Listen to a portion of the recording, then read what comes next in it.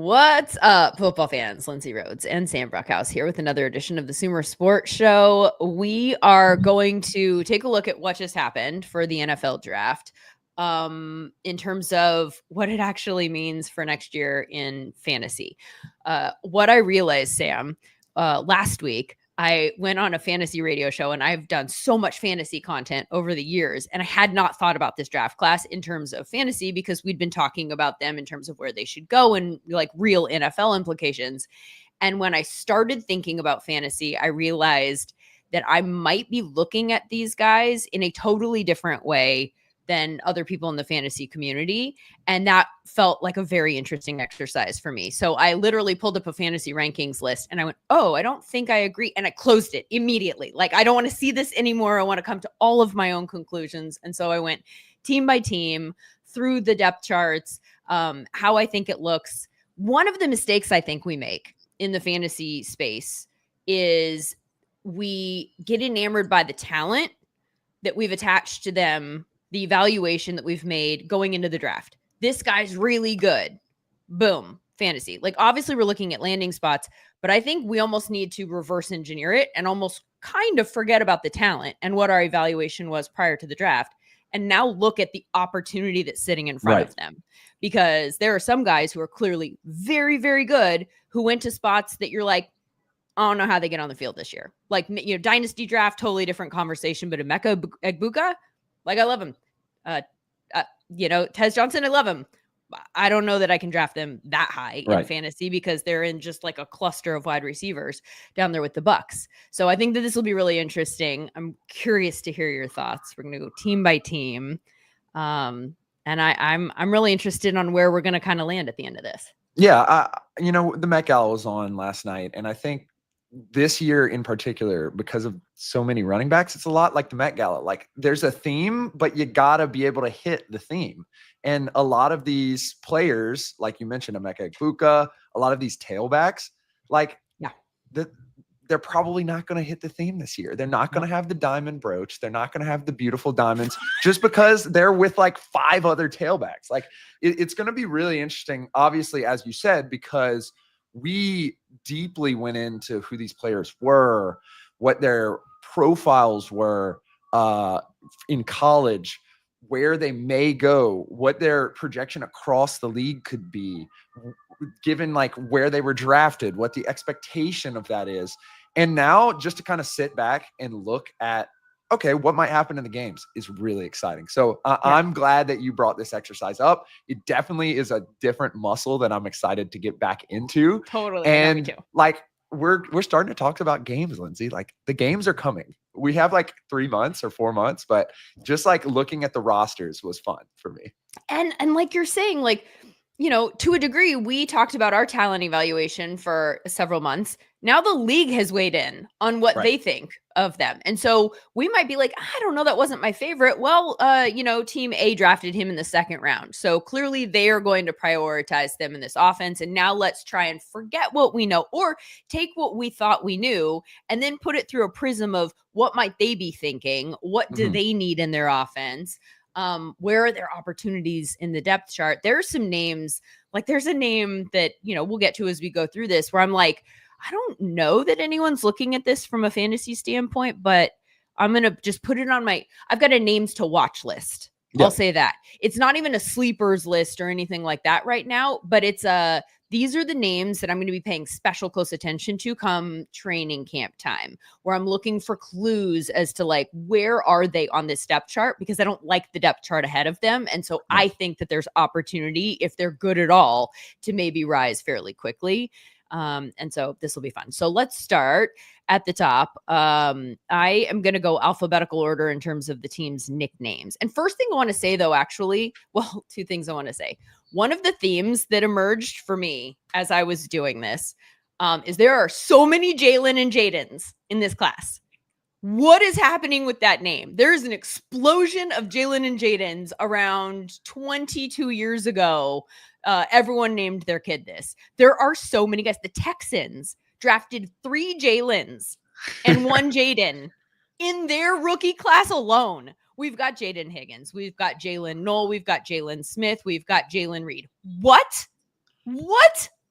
And that's not even counting the Jalen Lane and Jaden Blue and Jalen Royals. Like, as I was going through this, I was like, how do I spell this Jalen's name?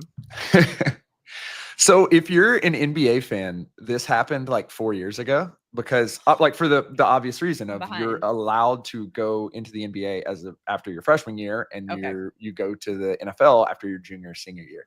And so if you watch the Knicks Celtics game, which I am still unsure of how the Knicks won, but I'm glad they did, you had Jalen Brunson guarding Jaylen Brown. And there was, Jalen's all over the field, the court. And look, I don't know if this is true, but if you watch the Fab Five documentary, the 30 for 30, Jalen, of course, now there's so many Jalens, I can't remember his name, but like he was on ESPN, he played for Michigan. But anyway, he claims that he was the first ever Jalen, which would have been like 95. And then he played until like 2005. So it seems as if like Rhodes. Now it's is the. I feel like my audio dropped out Rhodes, when I was saying that. So I wanted on the record that I knew who you were talking about. Okay. Yeah, Jalen Rhodes. So he claims he's the first ever Jalen. If that is true, that would make sense because that was literally 25 years ago ish, and so now there's a ton of Jalens everywhere. Everyone named their kid after Jalen Rose. That's fascinating. Anyway, and there's about to be more in New York City if Jalen Brunson continues winning in this series. Oh man.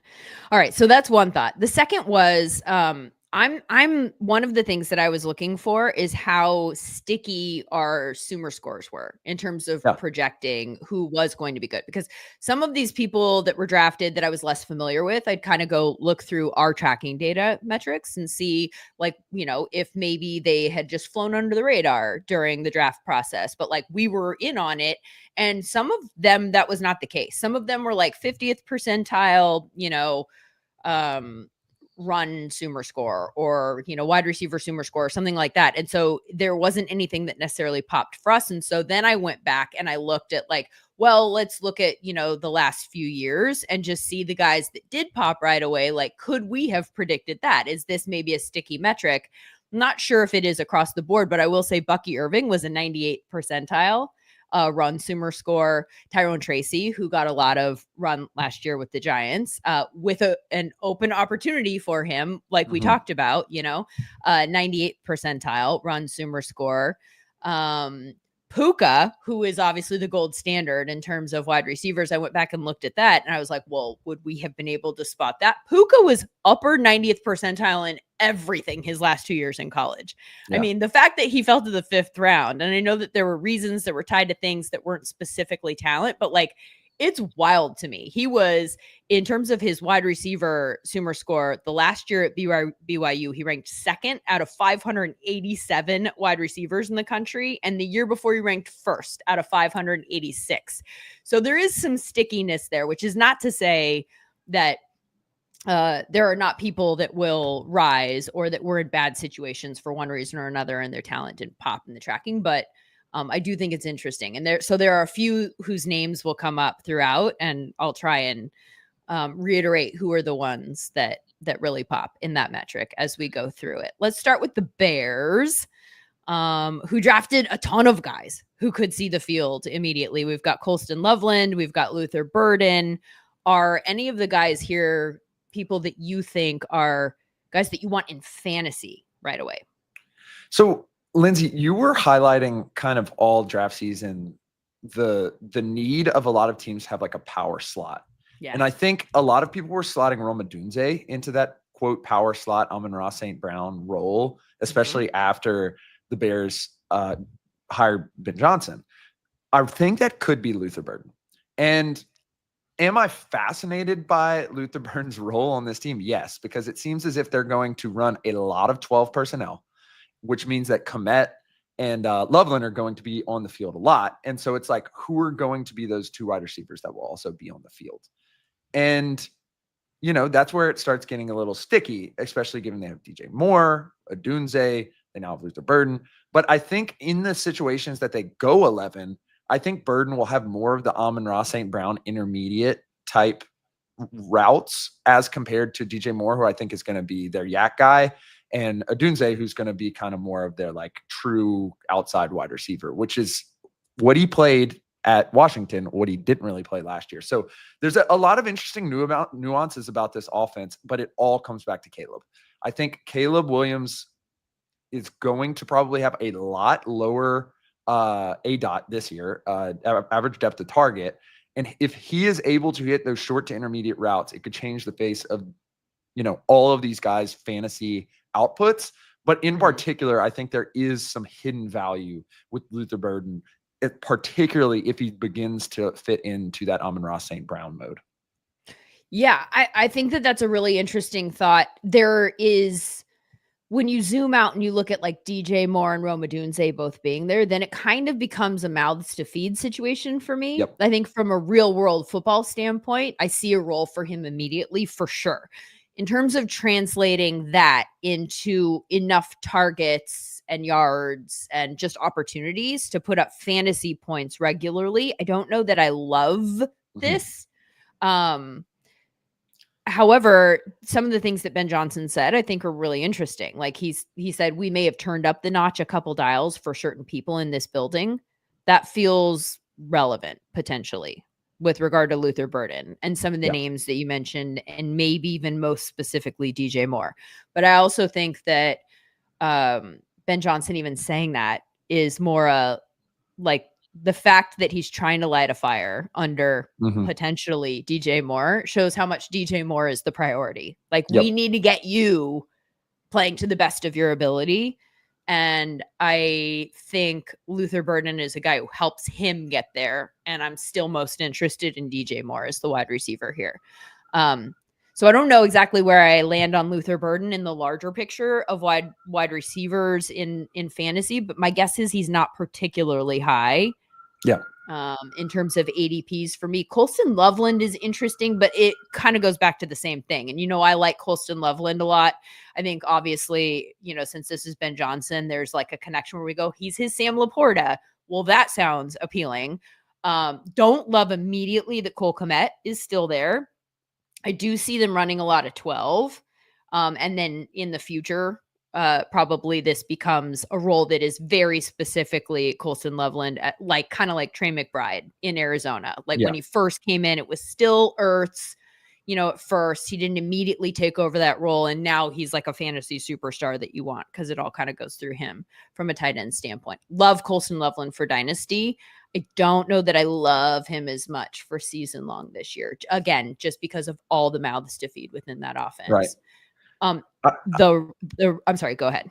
I think that's the interesting thing that I picked up about these first round tight ends is, like I was espouting the analytics gospel of like, don't draft the tight end in the first round.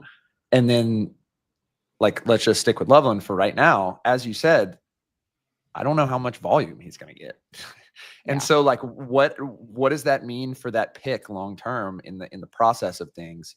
Especially given that, as you said, they have DJ Moore, who's probably going to be in the priority in that offense. That's not to say that they're also probably going to run the ball quite a bit behind that rebuilt offensive line. And so it really does not call into question the pick in essence, because as you noted, he's probably a better dynasty play than he is a redraft play. But, like, I don't know how much usage he's going to get. It's like difficult to project that forward. And obviously they have a better idea of that than us, but just like looking at it on paper, it is questionable. It's one of those things where I think all of these pieces really help immediately the Bears. Yeah. When you parse out these pieces to us in fantasy, in a perfect world, you want the ball to be spread around pretty evenly amongst all of them. And I don't know how helpful that is to any of us that need it to be like one guy all the time. Again, if I had to bet, I would still bet on DJ Moore being the guy that's worth carrying there. You brought up the run game. And so this is, I think probably one of my more random ones. I don't know. Cause again, I told you, I've been like very purposefully shutting out the fantasy analysis world to see where I land on my own. And then I'll go back and see if it matches up with anything. But Kyle Menangi is a guy who suddenly pops on my radar. in the ways that I mentioned before. We're like, now I'm going to be just watching what comes out of here, because the other running backs there are DeAndre Swift and Roschon Johnson. And because I think this was a landing spot where some of us thought they were going to draft a running back in the first round. And the reasons behind why we thought that, now, obviously they didn't do that and they waited forever. And so clearly they don't necessarily think they need to upgrade the position as much as we do. But Swift had a rushing yards over expectation per attempt of negative 0.69 last year. His yards per carry of 3.79 ranked 39th out of running backs with 100 plus carries. His success rate of 34%, not good. Tackle for loss rate of 12.3%, not good. First down rate of 17%, not great. Yards after contact per attempt is 2.28, ranked 42nd amongst running backs. Like, I'm just rattling off a list of things where clearly partially this could be environmental. The Bears offense was not one that's going to be conducive to running backs last year anyway, because it wasn't a good offense in ways that felt somewhat inexplicable. Maybe the health of the offense in general helps all of these numbers go up.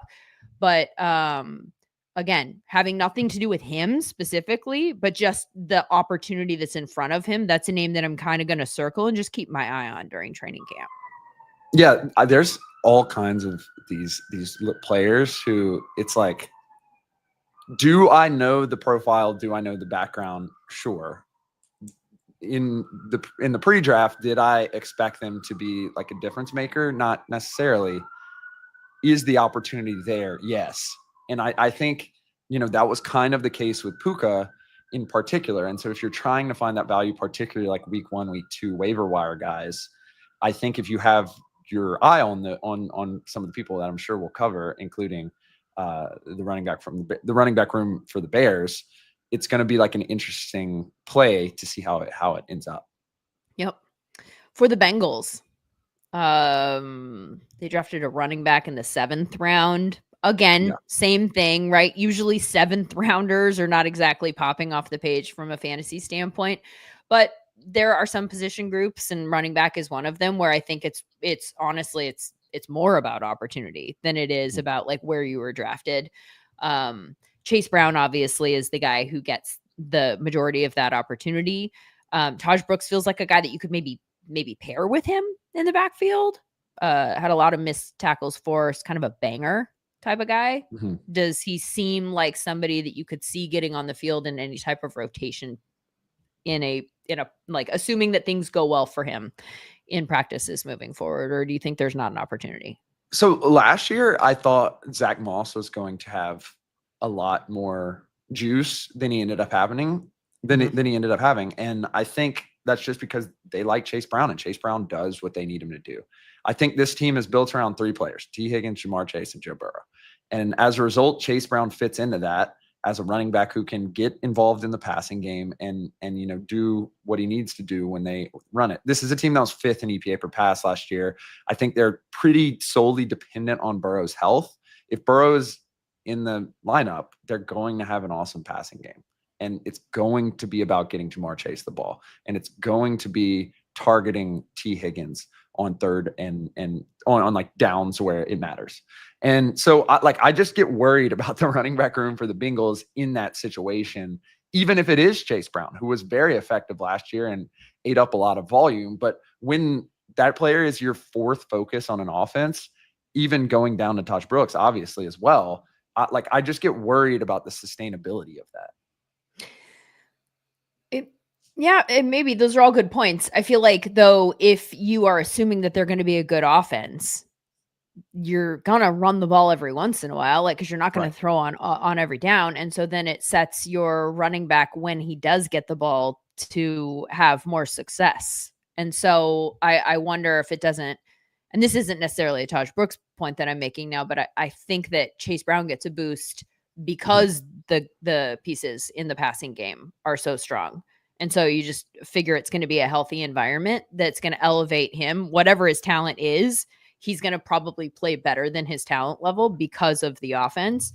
And running back is just such a weird position, where I think whoever gets on the field as a running back in the Bengals offense probably get some degree of a boost. Yeah. Like I'm more interested in that than I am a guy who's going to get volume. And there are some examples that are going to come up here, but I think they're going to be in a bad offense. You know, Fair. there are some guys where I was like, I really like this guy, but I think the offense is going to be terrible, and it's a running back. And so, you know, ugh. I don't want any shares of that. I think you bring up a great point, which is like, get a Bengals running back.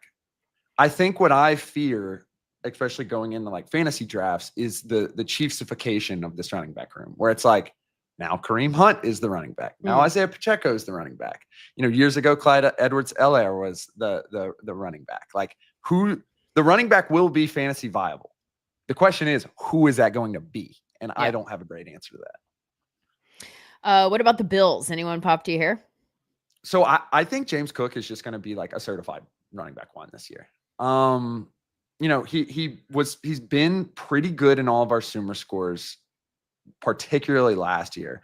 The question that comes about is they liked kind of rotating him with Ray Davis and Ty Johnson last year. And the question, Ty was surprisingly good from time to time. Yeah, down the stretch. Exactly. And so the question becomes is like very similar to our Bengals analysis. Like, this team is going to be good because they have Josh Allen probably, and because they have a pretty good offensive line. As a result, they will probably run the ball a lot. They definitely like got a lot more out of the running game last year, because especially when they started getting hot in the season and were like really beating teams pretty badly.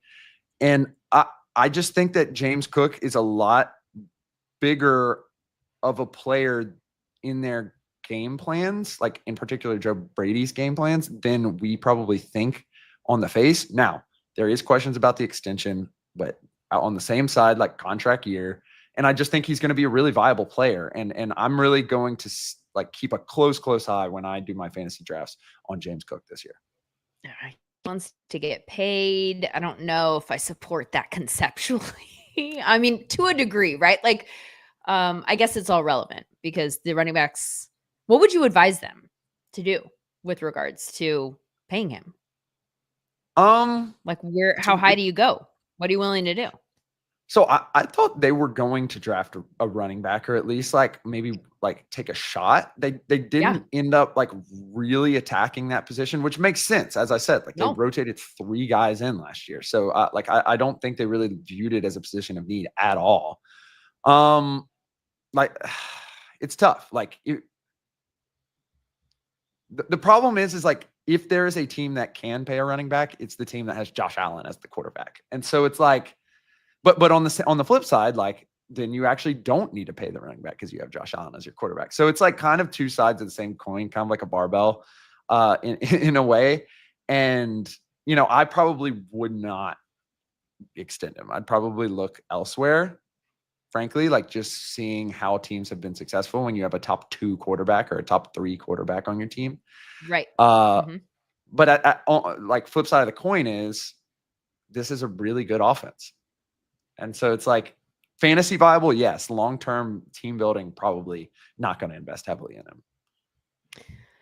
him. Yeah, I'm with you. I thought that they would draft a running back, and I put a running back. I put Hampton there.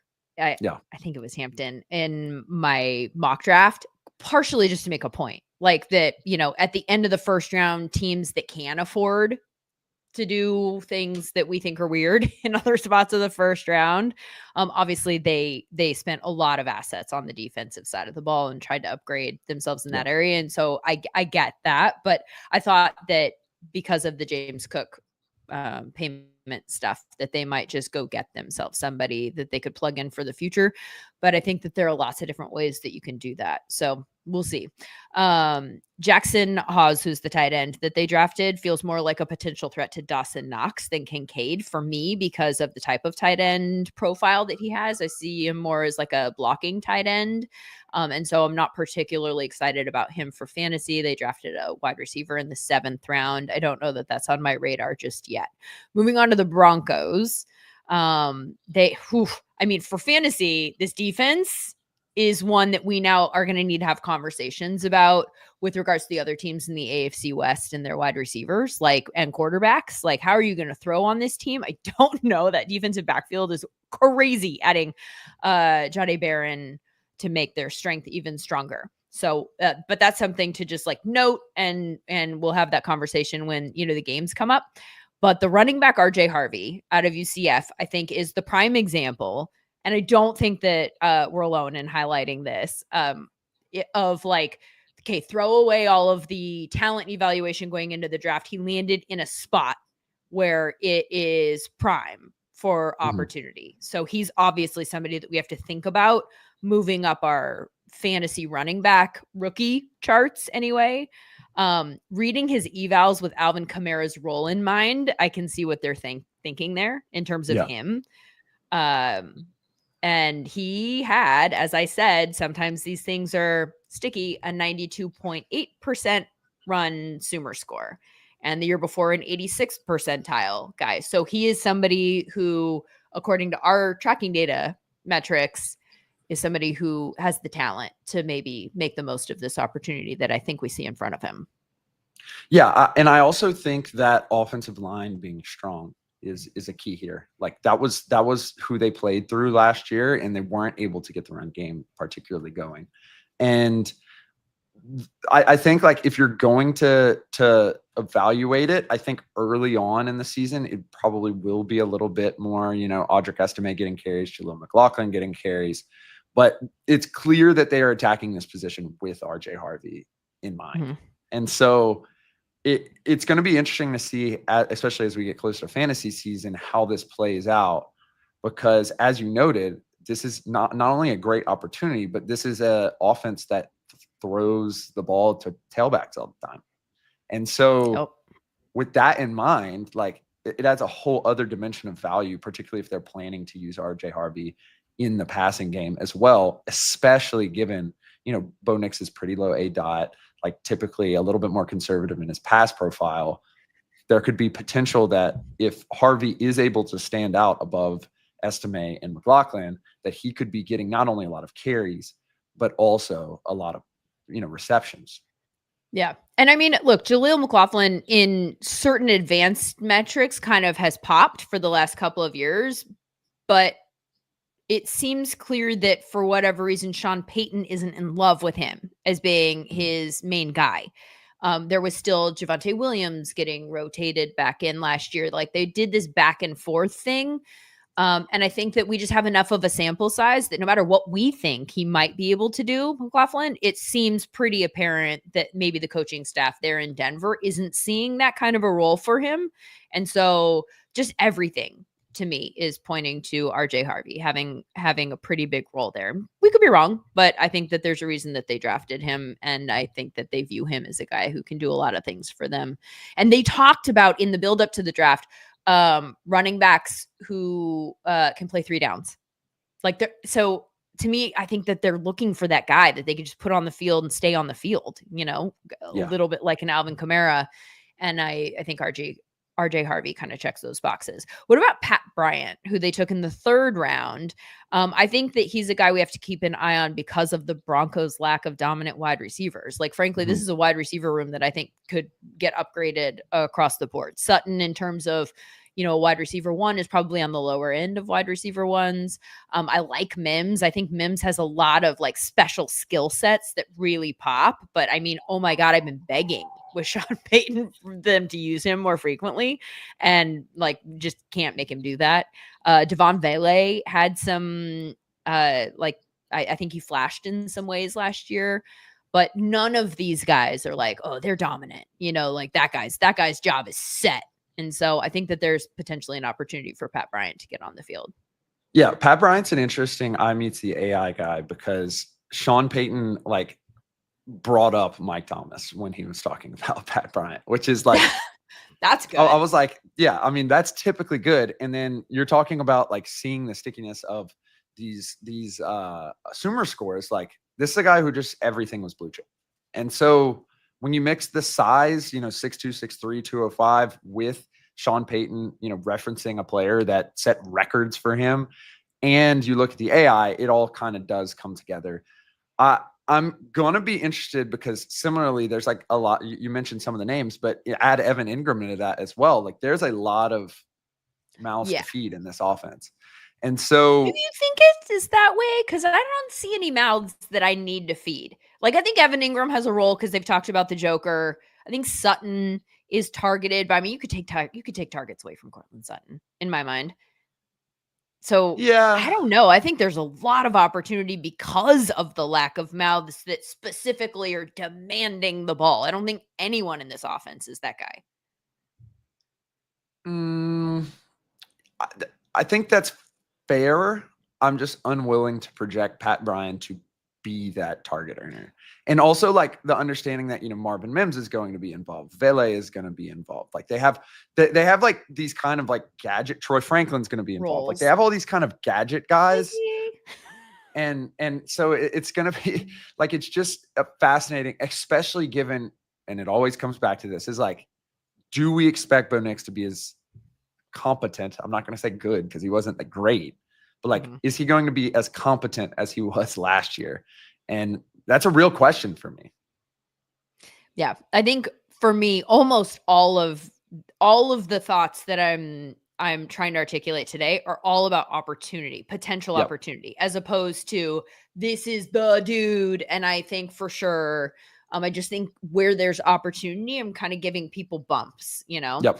And so to me, I feel like there is a lot of opportunity within this offense for somebody to rise. Definitely. If Pat Bryant has a good training camp, rookie mini camp, whatever, like if he establishes that there are certain things that he can do and he really draws the eye of the coaches, then I think targets are up for grabs in that offense. What about the Browns, who are clearly signaling a shift to more smash mouth football, drafting a tight end in the third? I think we're going to see a lot of 12 there with Harold Fannin and David Njoku. Fannin, who was a reception machine in college at a small school, Bowling Green, so that makes the projection to the NFL a little bit tougher. But with David Njoku also on the field, potentially or rotating, I think the fact that they took him so high means that he's not necessarily just a depth piece, although it could mean that. It could mean that like where the Rams are concerned, for instance, I kind of see the tight end that they drafted also pretty high, not necessarily signaling that they want to go a bunch of 12. I think it's just like we run these packages and the tight end is very important here. And we've had a lot of injuries, and so Higbee, if he's not on the field, it's important we have somebody else we can put there. And this is important in our process. But in this particular case, I think it, especially with the running back that they drafted in round 2 and the lack of a quarterback, I think it all kind of signals like more strength up front. What do you see? I have no idea. The Browns are like, that's a great answer. The Browns are like 7 question marks in my brain. And like, I'm trying to parse anything out and I just can't do it. I don't know who's going to play quarterback. They now have 2 rookie running backs plus Jerome Ford. And I don't, Judy had a great year last year. But it felt like he was like a Jameis merchant at times. And so like, I may stay away from this team, just like totally entirely in fantasy drafts. Yeah. Yeah. Well, I mean, I think that's fair, to be honest. I literally wrote down in my notes, I don't want any of their quarterbacks or wide receivers. And then I said, maybe Judy late. And I don't think that you'll be able to get him late. I think somebody's going to grab him like in a middle round, because I think that it's weird that they didn't draft a wide receiver. I mean, I think like of all the teams, and you could go back and argue the value of all of it, but like putting Travis Hunter in this particular offense as a wide receiver, Travis Hunter is somebody we're talking about for fantasy purposes, regardless of the quarterback, because he obviously becomes wide receiver 1 in this offense on day 1. It's not Jerry Jeudy, but under the circumstances, Jerry Jeudy is the wide receiver 1, just like by default. And so, I mean, I assume he'll be targeted. I kind of am assuming they're going to be behind and throwing. I don't love the people they're throwing to. I don't love their options of people to throw the ball. None of that paints a picture of like, who you should go get is a running back in a bad offense. Right. So, I mean, but Quinshon Judkins is obviously an interesting running back. And if you're going to go just like, if you're going to go heavy personnel a lot, and try to run, I don't know. None of it makes sense to me. I think you might be right. I think it might just be stay away. I think if I was trying to like draw a corollary with a team last year, I draw the corollary to the Chargers, where it's like they're going to play through their defense and they're not going to like have a ton of fantasy viable players on their offense. And that team had Justin Herbert, who's like a top 10, top 5 quarterback. This team has at quarterback, like I don't know who's playing quarterback for them. So it's a real tough parse out, if not projection as well. Yeah. Okay. Well, that's a bummer. So let's move on to a team that is kind of a bummer in a different way. And that's because there's so much excitement that is potentially there. I like the Bucs roster is wild on offense. Like this is such a stacked offense. It's going to be so fun. But I don't know what I can do with the rookies for fantasy because it's so stacked. So they draft one of my favorite wide receivers in the draft in Emeka Egbuka. You talked about how I was like power slot for all these different teams. Well, this is not one of them that I was like, you know what they really need is someone like Emeka. I love it in retrospect because Chris Godwin is obviously up there in age. He's been dealing with injuries in the last few years. And Emeka is a guy that you can just plug in as like the post Chris Godwin plan. And also if he is injured, then he plugs into that spot and that's awesome. Tez Johnson is another guy who I really, really liked. They took him in the 5th round. I think that's awesome. He's like a Tank Dell comp for me. 99th consumer score this year and last year, and 98th in 2022. So he's a guy I really like, but like, how does he fit in this outside of just maybe being a return man in year 1?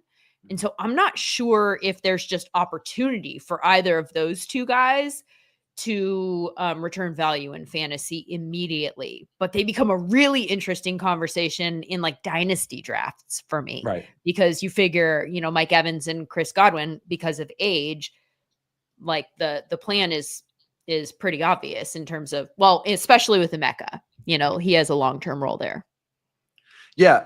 The question too is like, the fact that the depth of the wide receiver position for this team is like weighing down potentially Mike Evans, who is, you know, one of the probably going to be a Hall of Famer, is crazy. Like the fact that they have, you know, McMillan and Tez Johnson and Emeka Egbuka and Godwin is coming back. It's just such a, I don't want to say an embarrassment of riches because obviously you're leaning heavily on 2 rookies, but and a ton of investment at that position.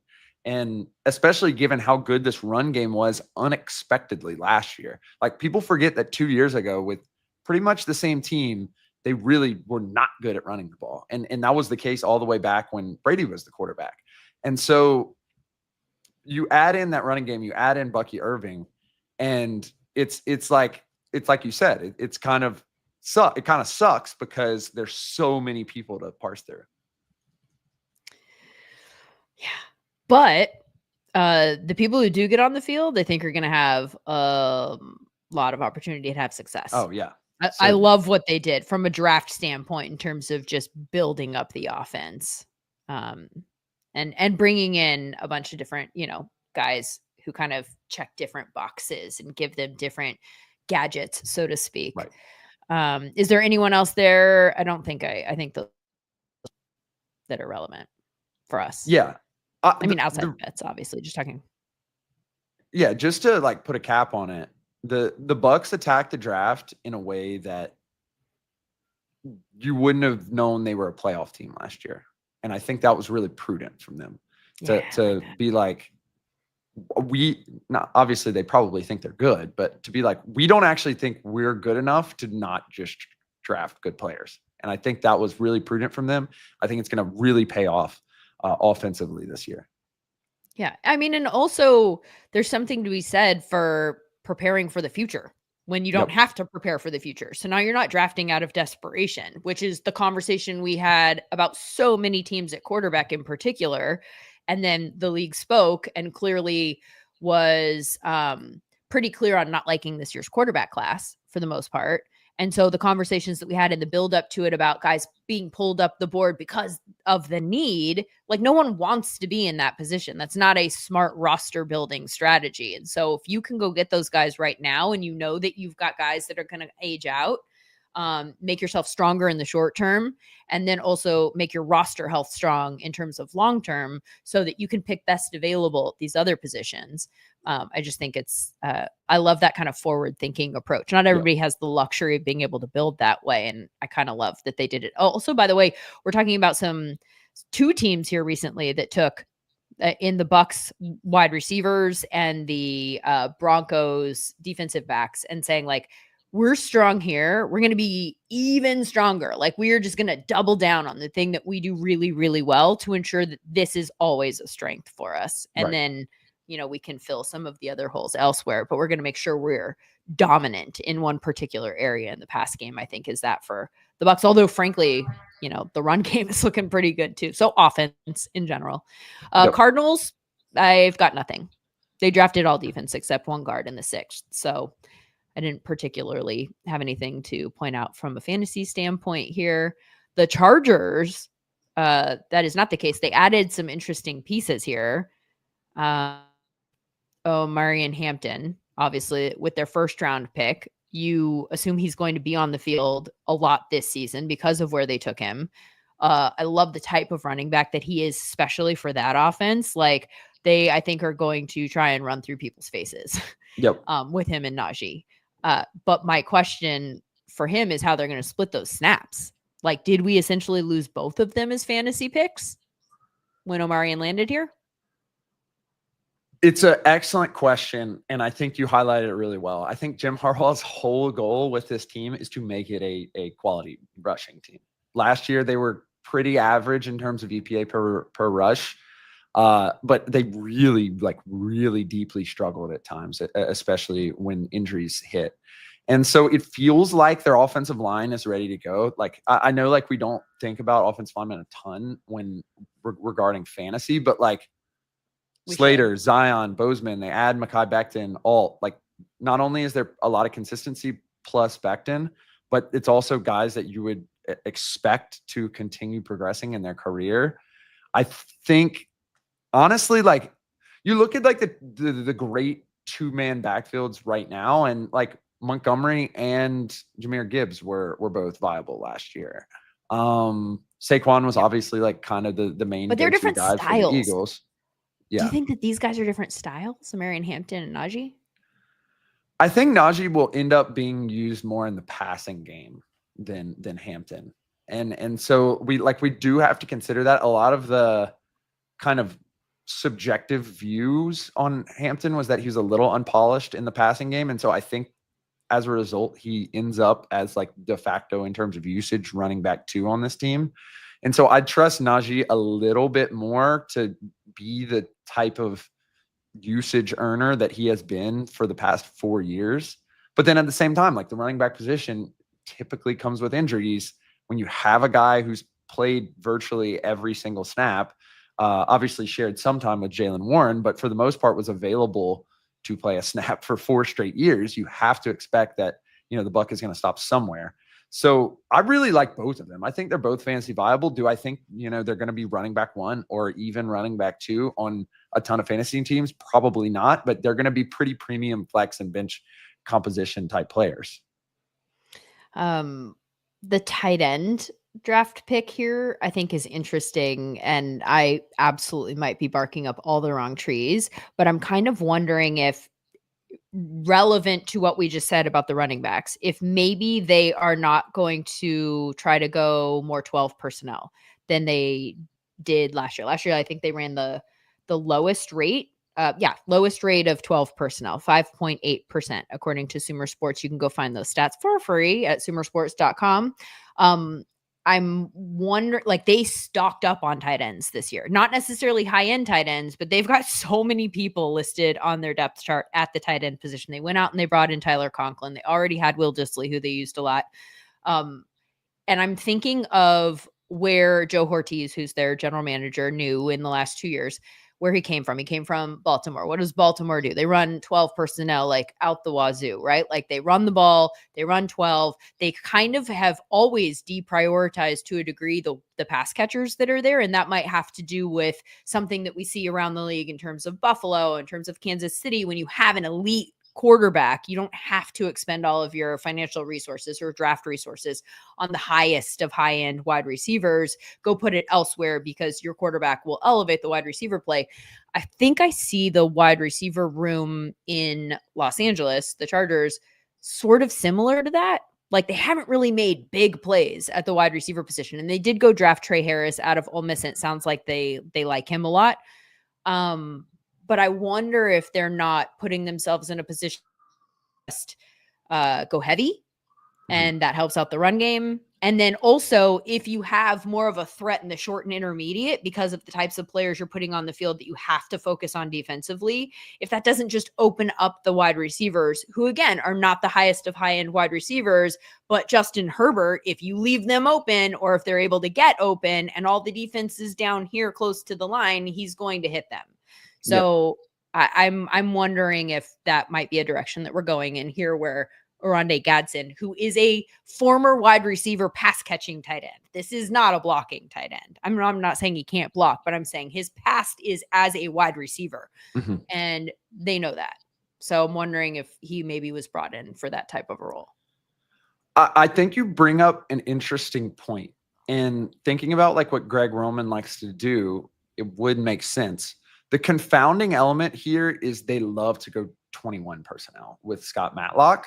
And it's like, if you're bringing in Matlock to be that guy, that's the like blocker snap type stuff. And, you're not going to get a ton of passing. It's like kind of the same thing as Pat Ricard, I guess, to a certain degree. So I'm like kind of like dotting both T's at once, but it's the fact that Matlock is going to get so many snaps, or is at least expected to be, like, I don't think they're going to just stop using him, does confound the tight end situation a little bit, because that's basically like 4 guys that you would expect to be in the mix.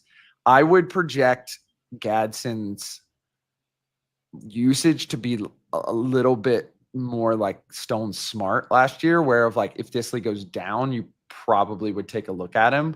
But I think they brought him in to basically be like an upgrade over Stone Smart as like that third kind of pass catching tight end with the heavy personnel that they like going with. The Conklin, like you said, it is like a little confusing. I don't know exactly what this offense is going to look like, other than I wouldn't be shocked if there's more, 12 and 22 personnel on the field as compared to They did run a lot of 22 last year. Yeah. Relative. Like nobody runs a lot of 22, but they, of the teams that ran 22, they ran it at a higher rate than I think almost anybody. I think they might have been first. Yep. Trey Harris, I mentioned him, and they mentioned specifically when talking about him that they were not liking the fact that other teams were, or the draft conversation around Jackson Dart. They were like, stop showing Jackson Dart highlights because we don't want people to notice him. And I always think that there's signal in that. I mean, obviously anybody that a team drafts, they liked, to a degree in the process, but it sounded like they specifically wanted him, like there was something that they thought that they were onto that maybe everybody else wasn't onto. And so I'd like to see what happens in training camp. I don't think I'm going to prioritize drafting him necessarily, but I do think that for part of the reasons that we mentioned, like the wide receiver room is not one that, blows my skirt up. So there's opportunity there. And if we start hearing signal that he's having some really good practices, I think that might be a name that kind of pops onto some like late round drafts. Right.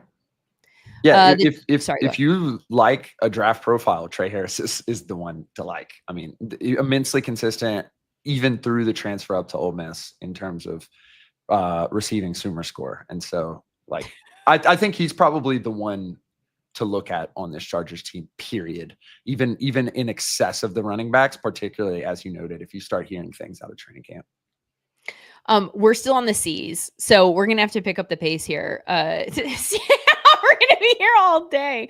The Chiefs, there's nobody here that I'm particularly thrilled about from a fantasy standpoint. I don't think that Jalen Royals can unseat Xavier Worthy, Rashee Rice, or Hollywood Brown to the degree that he would need to in order to become fantasy relevant. So we're going to move on to the Colts and Tyler Warren, who is very interesting because they obviously brought him in with a purpose as a security blanket for Richardson, whose accuracy needs a ton of work, which might be cause for concern as to how valuable Tyler Warren can be for us. But in terms of opportunity, I think it's clearly built into his role there. Yeah. It's so funny. We talked about Colson Loveland at the top. It's like when, it was Cinco de Mayo yesterday, you have a margarita, you wake up and you rub your eyes and you're like, I probably shouldn't have had a margarita yesterday. That's kind of what this tight end draft is feeling like, because it's like Anthony Richardson's going to push the ball far down the field. That's what Shane Steichen wants to do regardless. Is Tyler Warren going to be the one who is going to be that deep target earner? Like, maybe his great concern is athleticism. Is he going to be able to really do that past 20 yards for you?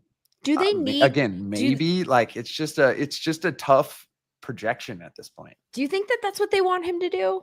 Be pushing the ball down the field? I know that that's a strength of his. I wonder if that's also not just a signal of an unhealthy offense, that they, did that so frequently and that he was pushing the ball down the field. It's like 3rd and long all the time. And so maybe a Tyler Warren is somebody on early downs who can help keep you out of 3rd and long.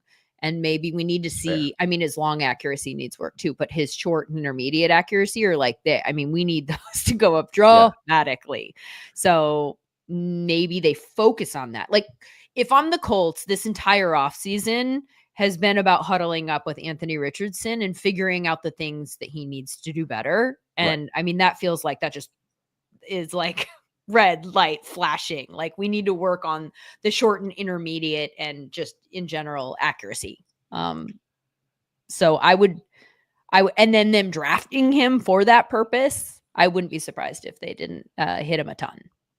Yeah, I'm trying to think back to the excellent Jalen Hurts here and what the pieces to that were. And it feels like the excellent Jalen Hurts, going to the Super Bowl, Shane Steichen gets a head coaching job a year, was playing through the wide receivers, and so it's like, it's just, I don't know if I personally would trust Tyler Warren to be a fantasy viable tight end, which is kind of crazy to say, given I also said that about Colson Loveland. And that was kind of the dish on this whole draft to begin with. It's like, it's a deep tight end draft. You're going to be able to get guys in the middle. How much better is Warren and Loveland than everyone else? It's a toss up, at least as the data is concerned. And now that we're reviewing the rosters, Lindsay, that's kind of what it feels like at this point, which is kind of I wouldn't have said the same thing about Dalton Kincaid 2 years ago. Wouldn't have said the same thing about Sam Laporta. Wouldn't have said the same thing about Brock Bowers last year. All those guys felt like they were going to have massive opportunities, which obviously Tyler Warren will probably have a massive opportunity as well. But it's just not the scenario it's not as good of a scenario as what Brock Bowers was set up in. And Brock Bowers didn't even have a quarterback. So it's it's a real kind of tough, I'm not going to call it a tough look. Obviously, they're probably going to be fine players, but it's a real tough fantasy particular projection. Yeah, I think I agree with you. I think where in terms of ranking, you don't move him into that tier with those other names that you just mentioned right now, just because you think that there's volume. There might be volume, but is it going to work? Does it play to the quarterback's strength? Not sure. And so it makes it a little bit more complicated. DJ Giddens is a 5th round running back that they drafted there. I don't think that there's an immediate opportunity to get on the field. Jonathan Taylor and Khalil Herbert. So we're not going to spend too much time talking about that. The Commanders, and by the way, there is a tight end. There is a tight end that I think has an immediate chance to get on the field. And it's not one of the names that we talked about in the draft. And we'll get to that at some point here. And I'll highlight that this is the one that I was talking about. But I think there's somebody who checks that box. So the Commanders, Jalen Lane, slot wide receiver, punt returner, maybe immediately. What do you think about him? He's not somebody who pops from a Sumer score standpoint in our metrics. I think.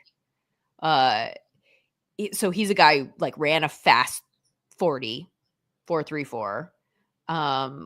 Our tracking data doesn't suggest that he necessarily plays as fast as that. Like he tested well in vert and broad jump. He feels like a kind of a conundrum to me, because what our tracking data suggests that he did in college doesn't match, like very specifically doesn't match what he did in the athletic testing at the combine. And so I've just got like a big question mark around Jalen Lane. I think considering how much the Commanders like using the screen, like the outside screen game as kind of like a run game, despite them being like a pretty successful rushing team, makes kind of any of these guys sort of viable, but not someone like I'd put a pin in. I mean, it's even questionable for like Deebo Samuel to a certain degree. It's like he has been the yak guy in terms of the tracking and in terms of, you know, just the actual watching the game. Mm-hmm. And last year we saw production go down. We saw him drop a lot of balls, but if his usage is going to be a ton of very inventive Cliff Kingsbury screens that Jaden Daniels is just nailing him on, then he's going to be an interesting player. But if that's not going to be the profile, then he's not. And so I think a lot of the Commanders wide receivers production is based on how much any single person will get utilized in the screen game outside of probably Terry McLaurin. Do you think in the case of him, it's enough to be fantasy relevant? Probably not. Gonna give him the thumbs down on that one. I mean, like De'Ami Brown wasn't super fantasy relevant pretty much at all last year, and it was really like Terry or bust, and maybe Brian Robinson or bust. And I think that's going to probably be the case again this year with a sprinkling or a little, you know, move of target share to Deebo, particularly in the screen and short and intermediate game. Okay, I'm going to move to the Cowboys. And by the way, I'm going past some guys that were drafted that are offensive weapons. So if you need me to back up at any point because you're like, hey, this guy I think is under the radar and I like him and you didn't mention him, then please do. Cowboys didn't draft a wide receiver. But they did draft 2 running backs. And I think that the opportunity there is massive because I don't like the running backs that they have. Javonte Williams, nope. Miles Sanders, no thank you. And then they've got Jaden Blue out of Texas. They waited till round 5 to take him. And then they waited till round 7 to take the other guy out of Clemson, who's like kind of a power back, Phil Maffa. But Jaden Blue is definitely on my radar as a guy to watch because I think that there is obvious opportunity unless they make some sort of change between now and then to the roster. Yeah, I'm going to be staring at this running back situation with like my eyelids glued open so I don't miss anything because I think they want to run the ball. I think the entire goal of this draft was, you know, get Tyler Booker in there. We want to run the ball. We want to be a better running team. We want to pick up where we kind of left off last year, even though they ended up being kind of terrible in the aggregate in the running game. And we want to play Cowboys football. And so whoever ends up being the carry earner here, I will immediately try to pick up off the waiver wire because I don't think any of these guys are like really super draftable per se. Yeah, I think that's probably a good way to phrase it. That you're just like keeping an eye on them, and this is like a waiver wire pickup when somebody pops. I mean, like think about Rico Dowdle last year. Rico Dowdle was fine, you know, like you could definitely play him, but is he one of the guys that you want to prioritize in your draft?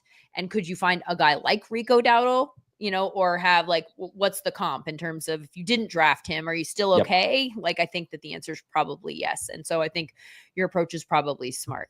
Dolphins, I'm not seeing anybody that makes sense to me. So there's a lot of just random players on this that I think could be really interesting, even down into the undrafted free agents. And I think basically what this is a bet on Tua. But looking at the players that they acquired in the offseason, Westbrook-Akine, Theo Weiss out of Missouri, Andrew Armstrong, who Quinn McLean, data scientist here with us at Sumer Sports, really loved out of Arkansas. Ollie Gordon, Alexander Madison. Like, I think all of these guys are interesting. I'm not going to like go out of my way to acquire them in fantasy drafts immediately.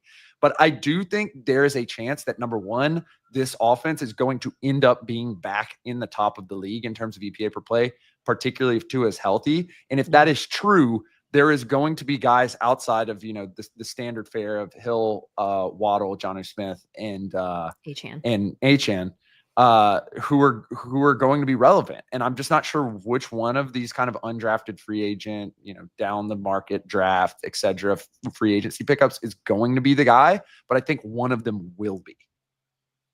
Okay. Ollie Gordon's another guy who, he averaged 6.1 yards per carry in 2023, which was a better year for him than 2024. Yeah. But in terms of our metrics, there's not much that I'm willing to go out on a limb and say that is the guy. So, right. It's a wait and see for me.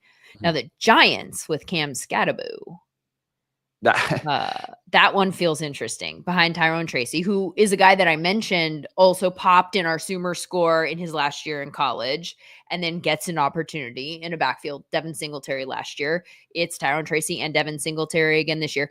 Tracy, from a fantasy standpoint, I think was relevant because of the opportunity that he got.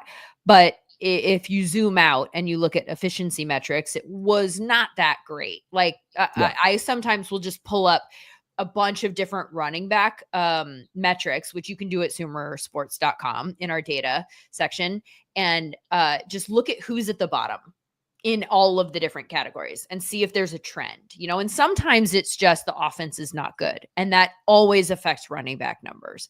And so it's hard to know, even with the advanced metrics, how much it says about the running back and how much it says about the environment. Yeah. And certainly that's a worthy question to ask about the Giants. But Tracy with 2.84 yards per carry last year and a 33.9% success rate, 5th lowest tackle for loss rate though. Just 6.8, which I actually thought was really interesting. And I wonder if this tells a story about the O-line in some way. Tracy and Singletary both ranked in the top 5 in tackle for loss rate with sub 7%, which is kind of weird, seeing as how the efficiency metrics don't tell a story of they're so good, but they didn't get tackled in the backfield a lot. Right. Quite the opposite of the Dolphins. It's quite literally the flip side of the coin. Speaking of waking up and rubbing your eyes, I just don't see it for this offense. I just don't see it coming together. And I think it's going to be a lot of neighbors. He's going to have the crazy target share again, and everyone else is going to be downstream. And I think that's just going to be the outline for the Giants this year. I just don't know where I can trust someone outside of Malik Neighbors from the quarterback position, O-line position, tailbacks, and wide receivers. Well, that's fun. And then in that sense, it would be don't. I'm happy to be wrong, but don't drop the running back in that situation. Yeah. Who, Cam Scattaboo, again, 4th round guy, was in the 96th percentile run Sumer score, right? So our tracking data suggests that he is a guy that we might want to put on our radar for a project like this. Had 100 plus missed tackles forced. I like him if they're set up to not get tackled in the backfield and he can break tackles. Then this feels like an interesting piece to the puzzle for me. I think he's an interesting guy in the way that so is he an upgrade from Tyrone Tracy? Maybe he might be an upgrade from Tyrone Tracy. And if he's in the backfield taking over those reps and he's an upgrade from him, then I kind of think that he is at least a playable fantasy, because you're painting a picture of an offense you're not excited about, but also same from last year. Right. So at least you have Malik to stretch the field. You have Russell who can get him the ball on the sideline. Yeah. You're doing a good job of convincing me to reverse my opinion. Okay. I like that. Because the underrated part of this is that Cam Scatterby was also excellent in the passing game. And so, I'm just thinking as you went through that, and it's making a lot of sense. This is a team that's not they're not going to get great, push. This isn't the Eagles here, but if you have a guy who can break tackles, who can be relevant in the passing game, plus you add it with a passing game that's probably going to get funneled to one player and then probably figure it out after that, particularly if someone like Wilson or Jackson Dart plays, then I could see Scattaboo or Tracy being interesting, down, especially as the season moves along. So now I'm kind of reversing my opinion, because you bring up you bring up a great point. If Scattaboo does get the reps, he has been good, and in college he was good in the passing game, and so the two-way I think I'm more excited about the two-way ability of him than just the running. Yeah. But if he's able to be an option in the passing game, that would, like, if we, again, like if we start hearing about that week 1, week 2 of camp or the preseason, then I will probably like get excited, try to make him a late round pickup. I'm totally putting you on the spot. I don't know the answer here. How is he as a pass blocker? So, I mean, like he was everything for the team. Like he was the entire Arizona State offense to a certain level. The quarterback was pretty good. The quarterback is Sam Leavitt is getting looks next year, but he's not going to be like a first round guy unless he ends up crazily winning the Heisman. So he can kind of be trusted to do a little bit of everything. His usage was just like so crazy high in general, though, particularly like if you watch that Texas game, I mean, it was like Cam Scattaboo is touching the ball every single time. And so it'll be interesting to see how it progresses to the NFL level where it's an entirely different beast. Yeah. But, you know, Brian Daboll is going to put him in a position to succeed if he indeed is the guy over Tracy from last year. And it's interesting, like, just to see how they approach this, because Tyrone Tracy was also a guy that had a lot of like pass game upside as well, like coming in being a former wide receiver and everything like that. So it is an interesting, I'm intrigued. I will say I am now intrigued as of the last 2 minutes. I'm intrigued by the backfield of the Giants. No. Okay. Jaguars are interesting in that Travis Hunter, they get wide receiver 1 in the draft, but he goes to a place with a pretty good wide receiver 1 in VTJ. So what do his targets look like? What does his role look like? Is he playing offense? Is he playing a little bit of offense, but mostly defense? Like, we don't really know what his role is going to be there, which makes it really hard to talk about how to draft him in fantasy at this moment. But let's assume that he plays wide receiver for purposes of this conversation. Let's assume that that comes out. What do you think it looks like there? I think you'd put a similar trust in his volume as you'd put like Chris Godwin last year going into the year. Okay. And so like, let's take away the injuries, even though like, frankly, totally like the Chris Godwin injury stuff is probably similar to the Travis Hunter. Is he going to play a ton of defensive snap stuff? So like kind of the same there, but I think that's the volume projection that you're probably looking at to a certain degree of like wide receiver 2, but kind of the first option quite a bit. Particularly if he's going to be a wide receiver first, is the way that I would approach it. Obviously that's a really high projection for a rookie, but I think that's probably the opportunity that he will be afforded, at least in the preseason and camp.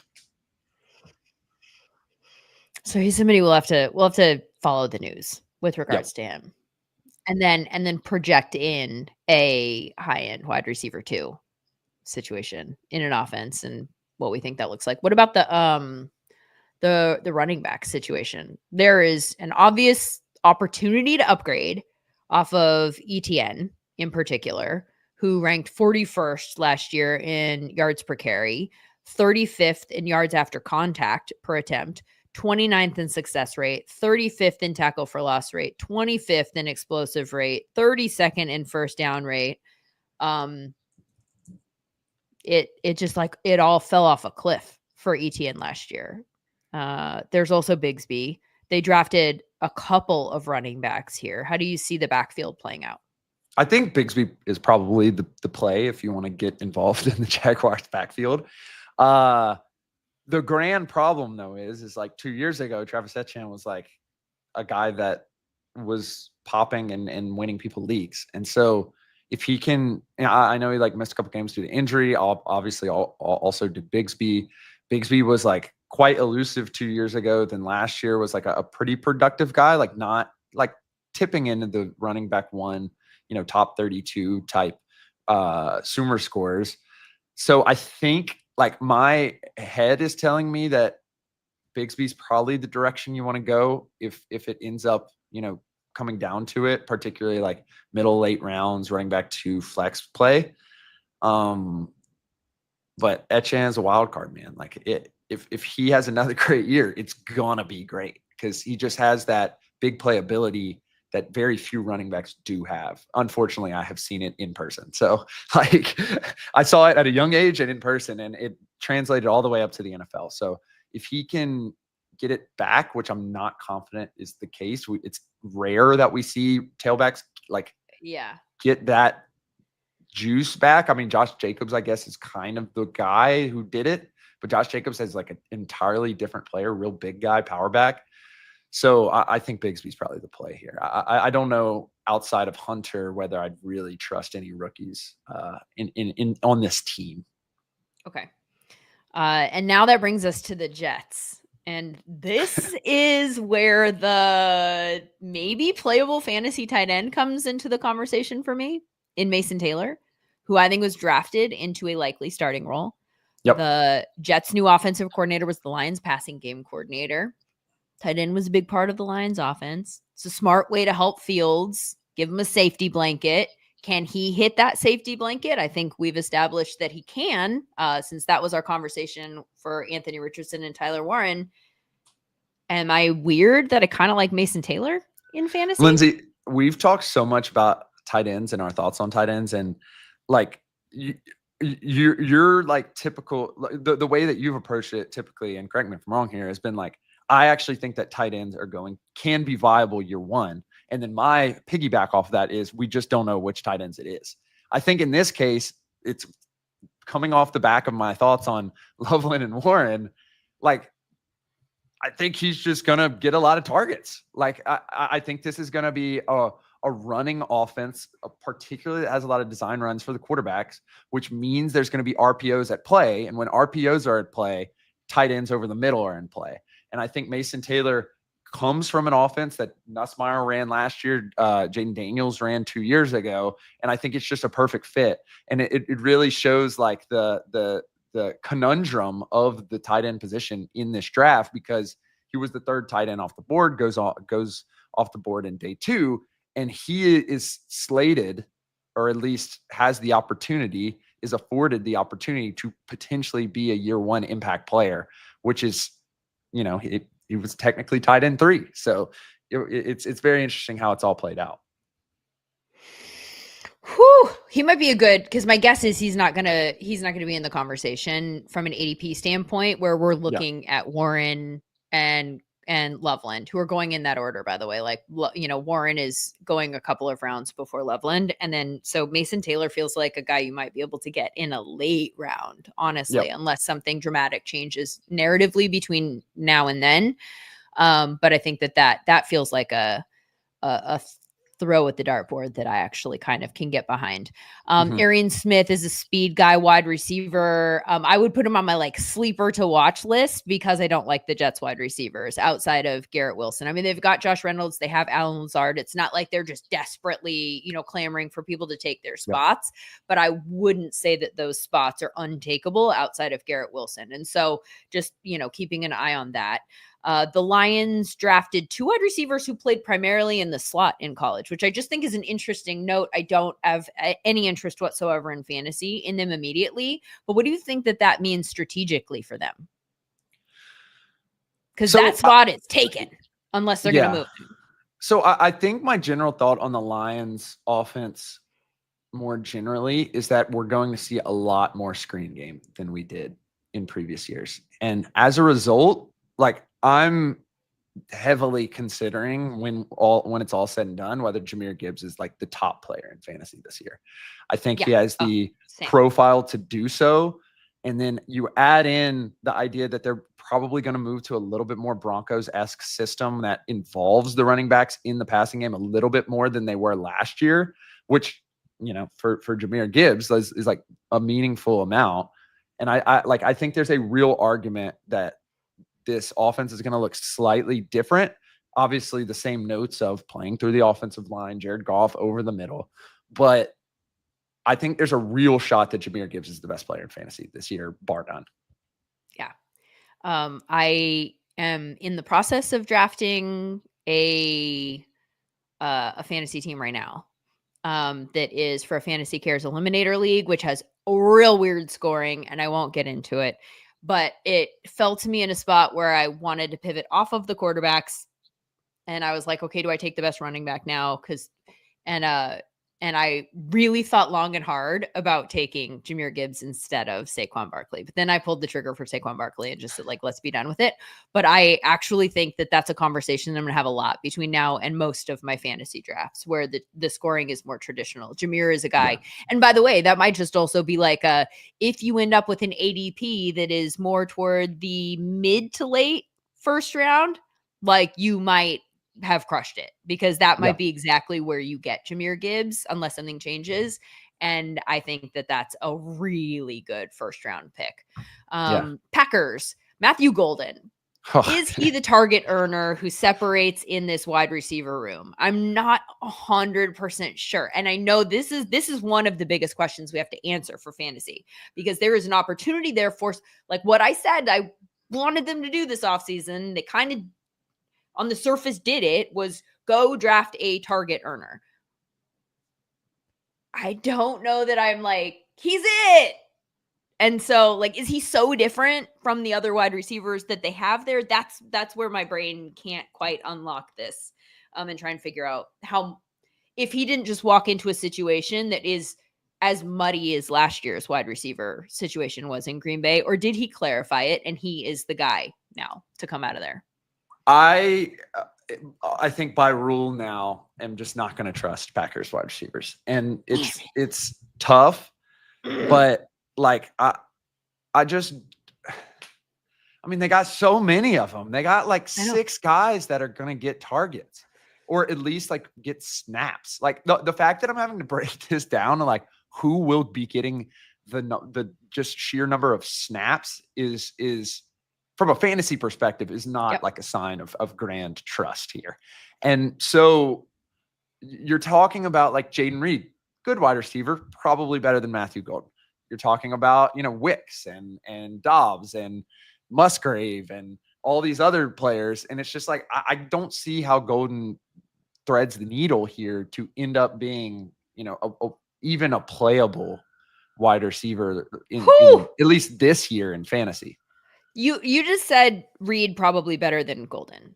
I think that's like where the heart of this whole conversation has to come out of. If you think that, then the answer is probably not. Then the answer is probably this is not. But also, if you think that, why did they draft him there? You know what I mean? Like, that's where you draft a guy who is clearly your number one wide receiver. And so it's possible they view him as being better than Reed. And that's how they'll plug him into the offense and he will earn those opportunities. I don't know. And what confounds us even more is like they also drafted Sevion Williams. Yeah. Mm-hmm. And so in the third. Right. Like that's not even like a late round relative to where all the other wide receivers that we're going to talk about are getting taken. Like, oh, damn it. It's tough. That's not what I want. I feel like I'm in the minority a little bit. I feel like when I start opening up, and again, maybe not, maybe I'm an idiot and you guys have been reading all this fantasy stuff and you're like, that's what everyone's saying. I feel like we're going to be in the minority here. I feel like people are going to like Matthew Golden from a fantasy standpoint because of where he was drafted. Yeah. And the fact that like they haven't drafted a wide receiver in the first round since, and it's the first time ever, and yay, he's the dude. I just don't know if that's what the eval says. So we'll see. Look, I'm that's good analysis, right? We'll see. As always, like strong beliefs held weakly or whatever. Like be willing to move off, but hold the core idea strongly. Like I just don't see it as currently slated. I just don't see it. Oh, Packers fans are going to send us evil messages. They're going to be so mad at us. We won't push this out as the clip for this episode. Well, and here, yeah, and here's, I'm not trying to go viral with a. And this isn't an attack on their offense. It's just an attack on how the offense may work out. Like I think that Golden could have like a median, like could perform to expectations. So like as a sort of like a wide receiver 2, wide receiver 3, and that could be an excellent addition for this offense.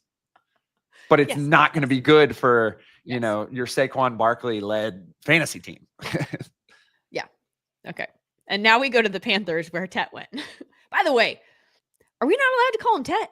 Like, what's that all about? I've seen people jump into comments and say, like, okay, just not to be that person, but it's either T-Mac or Teteroa. It's not Tet. And I don't understand why. And he's not allowed to be T-Mac. T-Mac's taken. Like, that one's weird. No, you don't get to just like burst onto the scene in 2025 and be like, I'm T-Mac. No. So, and I'm not going to call you Teteroa.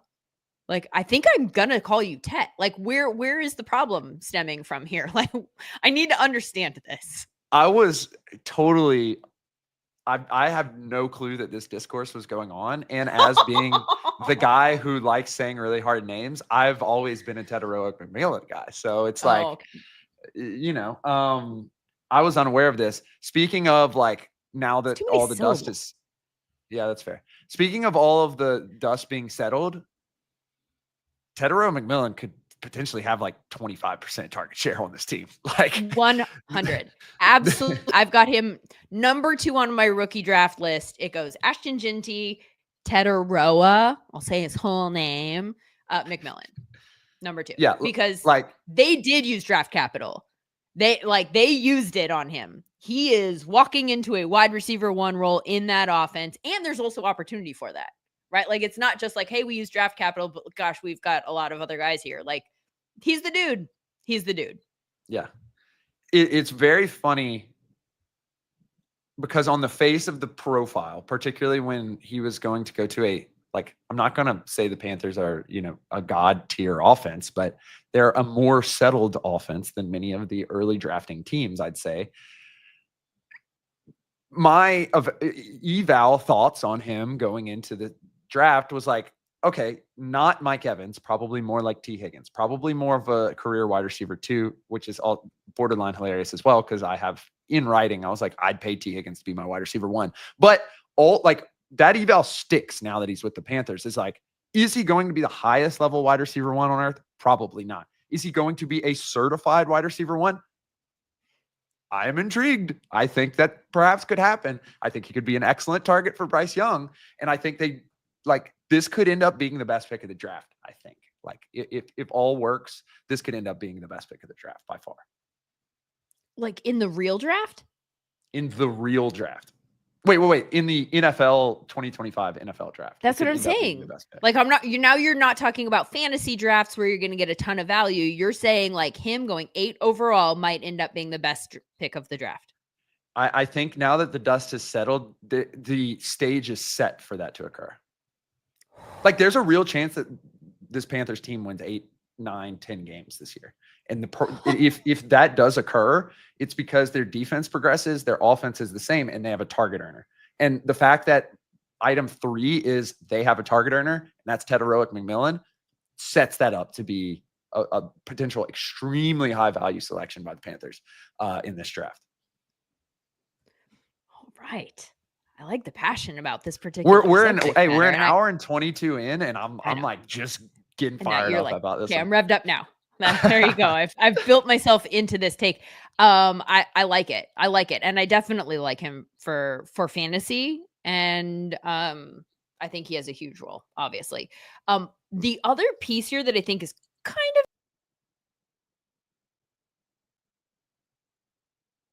I think we lost Lindsay. But, you know, let's just keep it going with the Panthers. It's going to be really interesting to see how they progress with Bryce Young, because it's like, here you have a team who was like very poor at the beginning of the year last year. Then all of a sudden they start progressing more into a team that can run the ball, a team that can throw the ball as it continued. And the real weakness was the wide receiver position. So I think Tet McMillan could end up being, you know, a pretty good player. So let me go with the teams. I got to pull it up because I had it by division.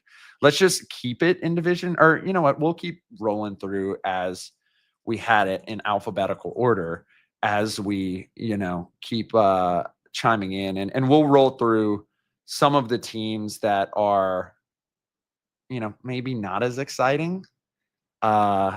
just based on what's going on, like a team like the Ravens, maybe, like the Ravens, I think they're just going to be, and Lindsay's back as I'm like, talking BS about the Ravens, but like, are you stalling? Lindsay, we're not on R yet.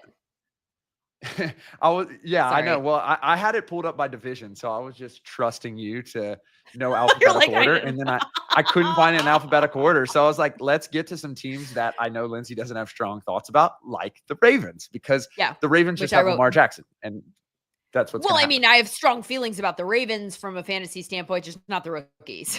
Like I literally wrote Ravens, none. No. Yeah. No thoughts there.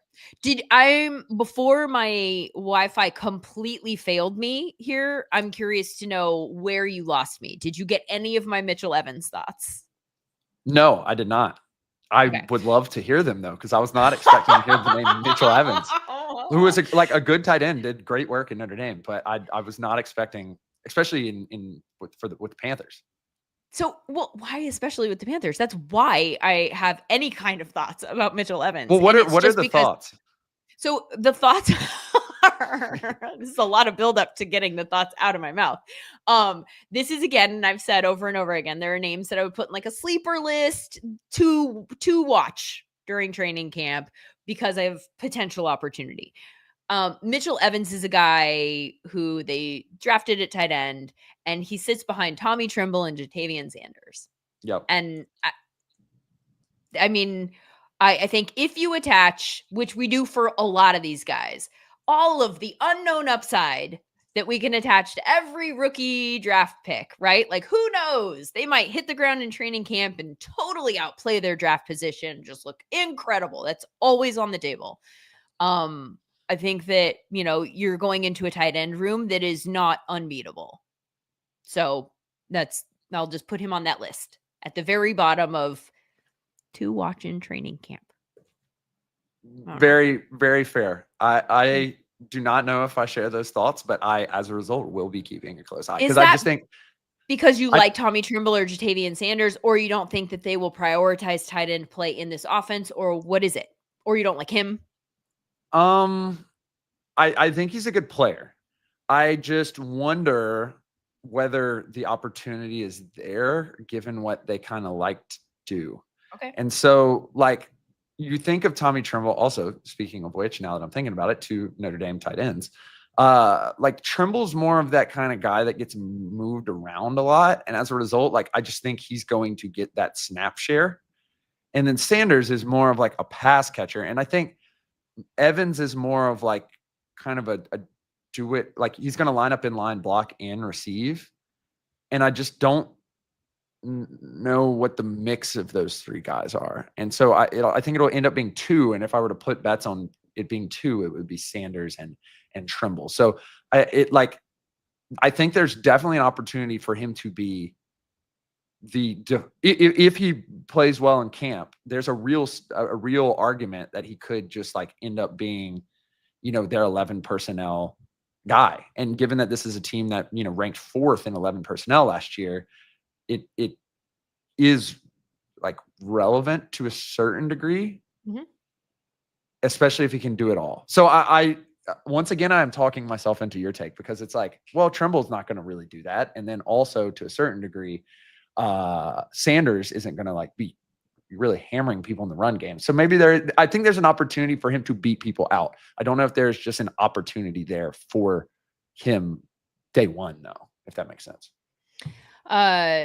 Trevor Etienne, this is an interesting landing spot, Carolina, for him because of Chuba, who has been great and just got a new contract. He's a guy, though, that did pop in our Sumer score metrics. 94th percentile rush, 93rd percentile, 93.6, so 94th percentile in 2023 also. So consistently playing in that range in college. I don't necessarily see an opportunity for him immediately, but I tell you what, if Chuba goes down, like that might be the handcuff back. That might be where you go from a fantasy standpoint. I think where you want to handcuff are guys that you're drafting somewhat high. And if And if they go down, the opportunity for somebody to take that exact role exists. And I think that this might be the definition of that. Yeah. And you think of how Canales approached it in Tampa, even though that run game was not good when he was in Tampa. And it was like, typically they were rotating in multiple backs. And I wonder if there's like a Rashad White role that can be carved out by Trevor Etienne. But the question remains is like, what does Jonathan Brooks look like in this offense? You know, like struggled with injury coming in, struggled with injury coming out. So I think she's a wild card as well. But don't we kind of know to a degree since they drafted another running back? Or no? You think like it's a great point, and it's difficult at the running back position to recover from injury. So I think, I think for a team that wants to run the ball, which is the Panthers, for a team that has the offensive line to run the ball, which is also the Panthers, I think you just try to have as good of an approach as you can at that running back position. So it's definitely something to keep a close eye on. I think less similar to Mitchell Evans, more similar to like some of the guys that we were talking about earlier, in that like the spot is kind of open if he wants to earn it, particularly as it pertains to the like pass catching running back type guy, I think. Patriots, speaking of running back, there's one there that we need to talk about. Talking about our Sumer score metric. He is the I think the guy with the best profile from a Sumer score standpoint, Travion Henderson, with a 97% run score in our database. But he goes somewhere with Ramondre Stevenson, and that then becomes my big question mark. Is like Ramondre wasn't. How does he fit with Ramondre in your mind? So it's probably like lower probability, but I'm going to lean into it more. I think Trey Henderson just might be the guy. He might be the running back from this draft. Like I think bar none, I think the opportunity is there with this offense, particularly given the way that, Vrabel likes to play power football. I think that the rebuilt offensive line is there. I think there is a world in which this offense is not good again, but Henderson gets a lot of opportunities. And I think like it's I think you can make a real case, as you noted, Lindsay, that Travion Henderson is just the guy and is just going to end up being the running back from this draft. Whew. Very interesting. Do you, okay. So we'll be sure to keep an eye on that. That'll be a big storyline, I think, either way, right? Like it's going to be a big storyline. Everyone is going to wonder how these two fit together and whether or not it becomes like an overtake or a shared backfield with different roles. Right. So if it's pointing us in the direction of it being his backfield, then obviously what do you do with that? Like how high do you move him up if it's his backfield?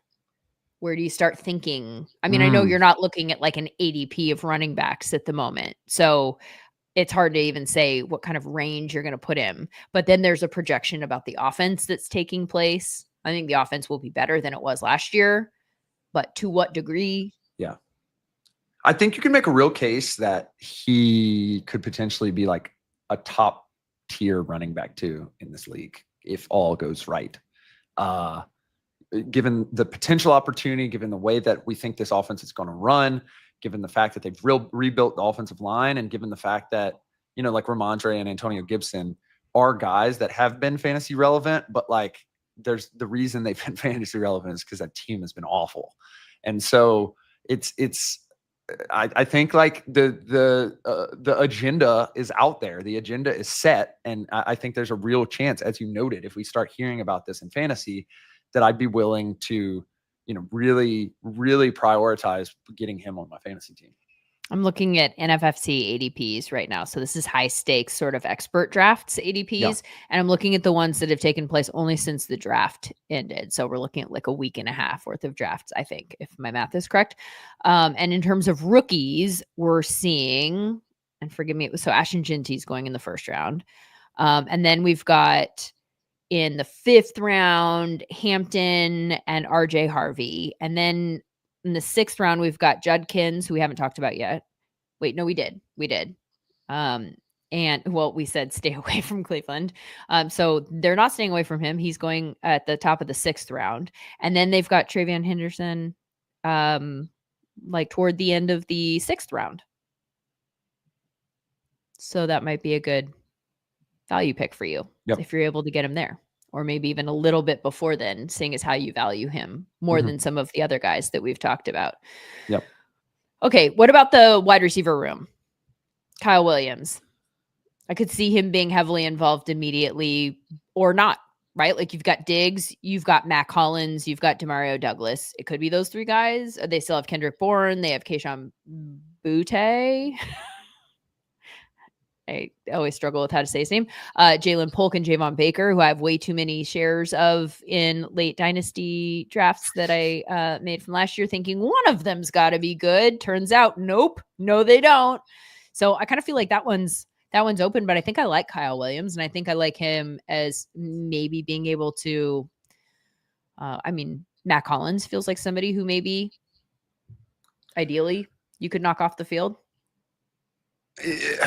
I thought deeply about this, and it feels like it's Williams or Diggs.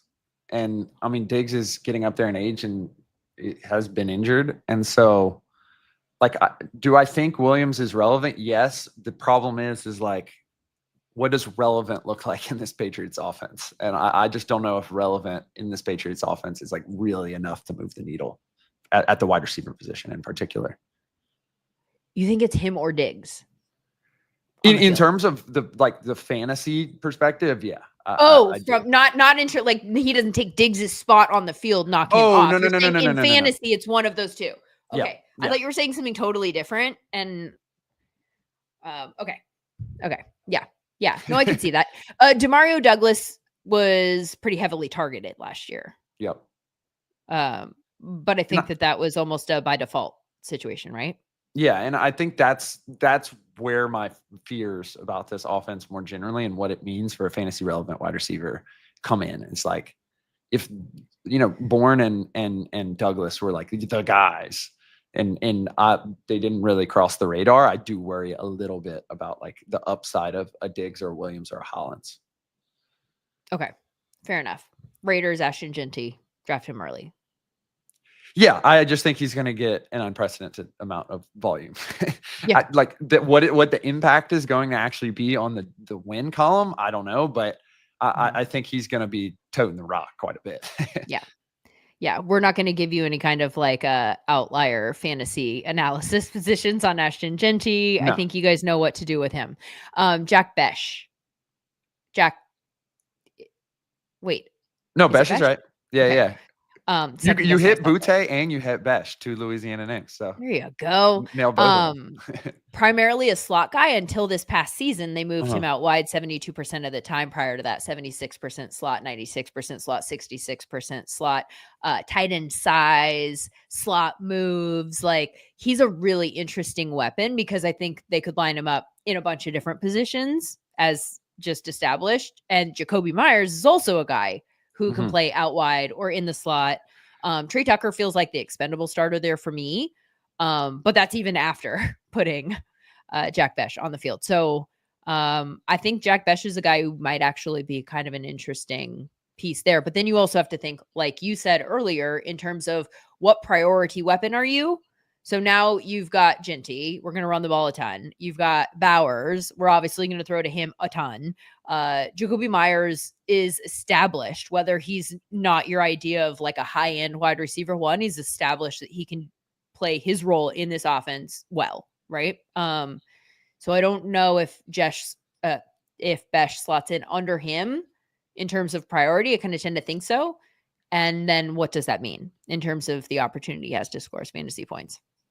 Yeah, I think like going back to the discussion about Tetero and McMillan, like I would have felt a lot better about a player of that caliber drafted, but just because like you think about Geno, right? And people love him. He was extremely accurate. His like completion percentage over expected probably made DK look really great last year. DK Metcalf from the Seattle Seahawks, now Steelers. And like, there's an argument that this offense could actually be like okay, like a median to above average. Yeah. Especially given that Geno played behind a pretty poor offensive line last year. Now, it does seem that they actually trust in the progression of this offensive line, at least from a institutional perspective. But all that being said, Brock Bowers' target share, I don't see that going down. Like the fact that he was able to maintain that target share and be effective last year, it would imply that he will continue to get that target share. You know what I'm saying? So yeah, it's very difficult, as you noted, to like jump through the hoop of saying, okay, well, we have Geno, he's going to complete passes. Oh, he's going to target Brock Bowers less. I don't see that happening. No, not at all. But Jack Besh, I think, is an interesting piece that can make the offense better. I do. Yeah. I think they have a lot of young wide receivers that could make this better. Tommy Millott, Dante Thornton, like they really went after it in late rounds at the wide receiver position, which I think was an interesting approach, but probably the correct approach to this draft. If you like really parse out the different tiers of players and where the availability was. This is an offense where I think I get hung up on, because I was okay with them taking Ashton Jeanty, but I wasn't okay with the Jaguars taking Ashton Jeanty one spot ahead of them when that became a conversation point in the week building up to the draft. And I am trying to like be honest with myself about whether or not that has to do with like a built-in bias, or if there's something that I can defend. If there's a defendable take there about why I think that the Raiders are maybe closer in my mind offensively. Like, I just think that the pieces, I could see ways that the pieces work together in a way where this offense is much better than it was last year. And I think that getting the run game going is dramatically important for them because it was so terrible last year, right? So I think there's an assumption happening in my brain, like you alluded to, that they kind of seem like they co-signed in terms of their draft and offseason approach, that the offensive line will just get better working together, with more reps. Which I don't hate it. Yeah, I'm kind of worried about that. Like I didn't love the pick. In order to have Wait, which pick did you not like? The Jeanty pick from the Raiders. Okay. In order to have like the level that from a cap perspective you need to him to perform, you have to have like a top 5, top 10 offensive line. Yeah. And they do not have that as far as I'm concerned. They were awful in the run game. The flip side of that is if Geno is effective, I think it's going to be a lot easier to run the ball. And so there's like two sides of the coin, but I'm not going to say I'm going to stay away from Ashton Jeanty, but like I'm a little concerned about like what he's actually does he become Bijan Robinson player, where the talent is undeniable, but how much does it move the needle? How much opportunity is there for you to like really, because you're not in a particularly great offense? I think it might be an interesting comp. And certainly in terms of draft capital, I think it's an interesting comp, right? Like Bijan has not turned the Falcons' losses into wins. He just hasn't. Yeah. And moreover, he hasn't been like incredibly efficient, right? Which is problematic. And so like, but is that related to the offense that you put him in?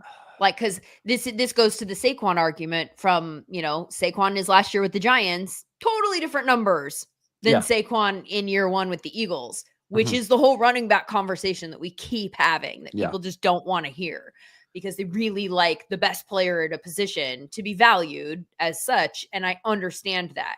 Right. But like Saquon in his last year, Josh Jacobs in his last year with the Raiders, right? Like I was wondering if he'd fallen off the cliff. I was wondering if the age cliff had come for him and he's young. But like, are we thinking about that with Etienne in Jacksonville? Like these metrics for running backs, it's so hard to track what's the running back and what is the offense.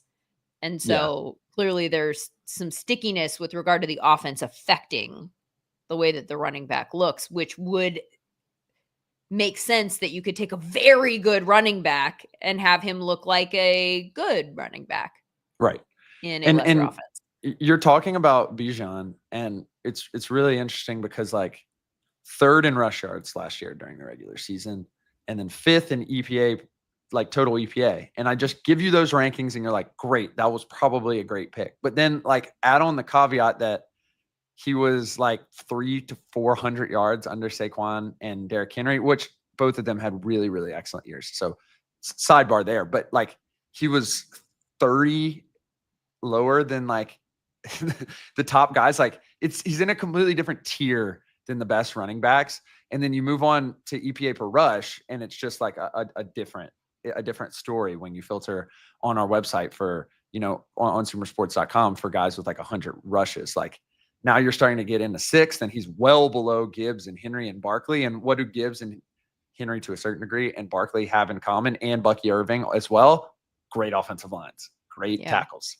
And so it's just like, what can you really expect year one from Ashton Jeanty is outside of just his sheer usage. Like, I don't know if I can expect that much. Well, I wonder if, and maybe this is going to go in a direction that disproves the point but I'm just thinking out loud. I wonder if having a running back of this caliber leads to more rush attempts than you would otherwise give somebody in an offense that isn't moving the ball consistently. And therefore then he can do well, but like rush EPA per play is very different than a pass EPA per play. And so are you prioritizing the run game in a way that overall is actually hurtful to your team because you're giving them the ball so much because you are like playing the odds that one of these is going to be a breakout, but so many of them are not. And even if they are successful relative to running back attempts, if maybe taking the ball out of the quarterback's hands is not great. Yeah. And that discussion, I think, is so closely linked to Geno's performance. And the wild card here, which we haven't talked about, is Chip Kelly. And if Chip Kelly comes in and does the innovative things that he does and is able to, win on scheme, this does change the face of this conversation, which I think is a real wild card that people probably aren't considering when it comes to Ashton Jeanty's projection, is like how closely tied that is to Chip Kelly's performance as an offensive coordinator. All right, we're on the R's now. Continuing this conversation, we've already said for the Ravens that there's nobody worth talking about from a rookie fantasy standpoint. Do you think there's anyone worth talking about on the Rams in that regard? I kind of tend to think maybe not.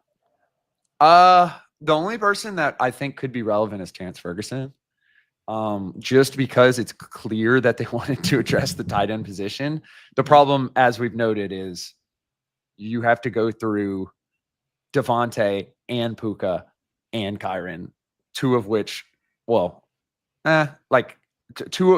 three of which have been top tier fantasy players at their position, and two of which were top tier fantasy players at their position last year. And so I think when you have to dig through those guys, given how much they play 11 personnel, it is going to be a little tougher for Terrence Ferguson, but I think there is a case that he could be an added weapon to that offense. I think you actually are the point. You made the point to me that made me land on not necessarily. I think I see it in their case as more of a depth piece because as you pointed out to me, we were texting back and forth about this, that they run so much 11 personnel. Yep. This is like the most in the league 2 years in a row. Right. And so they need that tight end to be on the field, and they've had injuries at the tight end position, and they have Higbee. He's got 1 year left on his deal. So I think that this could just check two boxes. And one is we will have someone who we feel competent in that role, which is necessary for all of this 11 that we want to run and prioritize. Yep. And then also when Higbee's contract is up in a year, and then we have somebody that we can just slot right into that role. But it's not necessarily like the ball goes through the tight end or we're going to increase 12 or anything like that. So, and I think that that's smart roster building, to plan for the future and plan for the depth. And I think that they maybe in some ways have the luxury to do that. I think I've settled on looking at him in that way. Yeah, that's an excellent point. And it also, as you were talking about that, it brings up the point that he could be an interesting dynasty, selection for rookie drafts. Yeah. Although, is he ever going to be like a Brock Bowers level, or is he just going to be a playable asset? Like Higbee's never been. I mean, he's a guy you can play, but like he's not going to win you your league, and he might, in fact, be a position that you need to upgrade from time to time. Yep. I don't know. Kanata Mumfield is a guy that I kind of like. Again, just because they drafted him and it's late, I think Tutu Atwell feels like a spot on the roster in the starting lineup that feels like Tutu isn't the answer. Like he's been there for a while and he's never been utilized at the rate that it just feels like a spot that could be upgraded potentially. Or else I think we would have seen more from him to this point. I'm not saying Kanata is that guy at all, but I'm just saying like they took him. He's another wide receiver that to just keep an eye on. Maybe. Saints.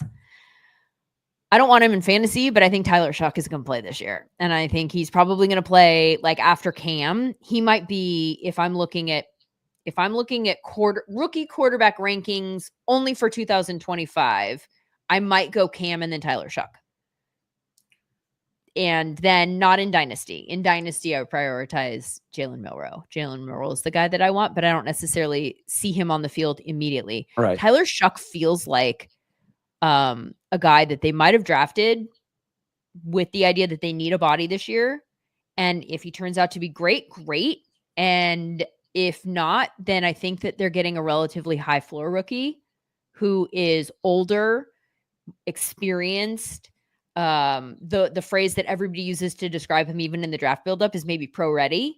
Like he's the guy who could maybe mentally and in terms of experience, like just step into the role and maybe the floor doesn't bottom out. He's not in completely over his head. Maybe the ceiling is low, replaceable in the future, but gives you a starter for a year.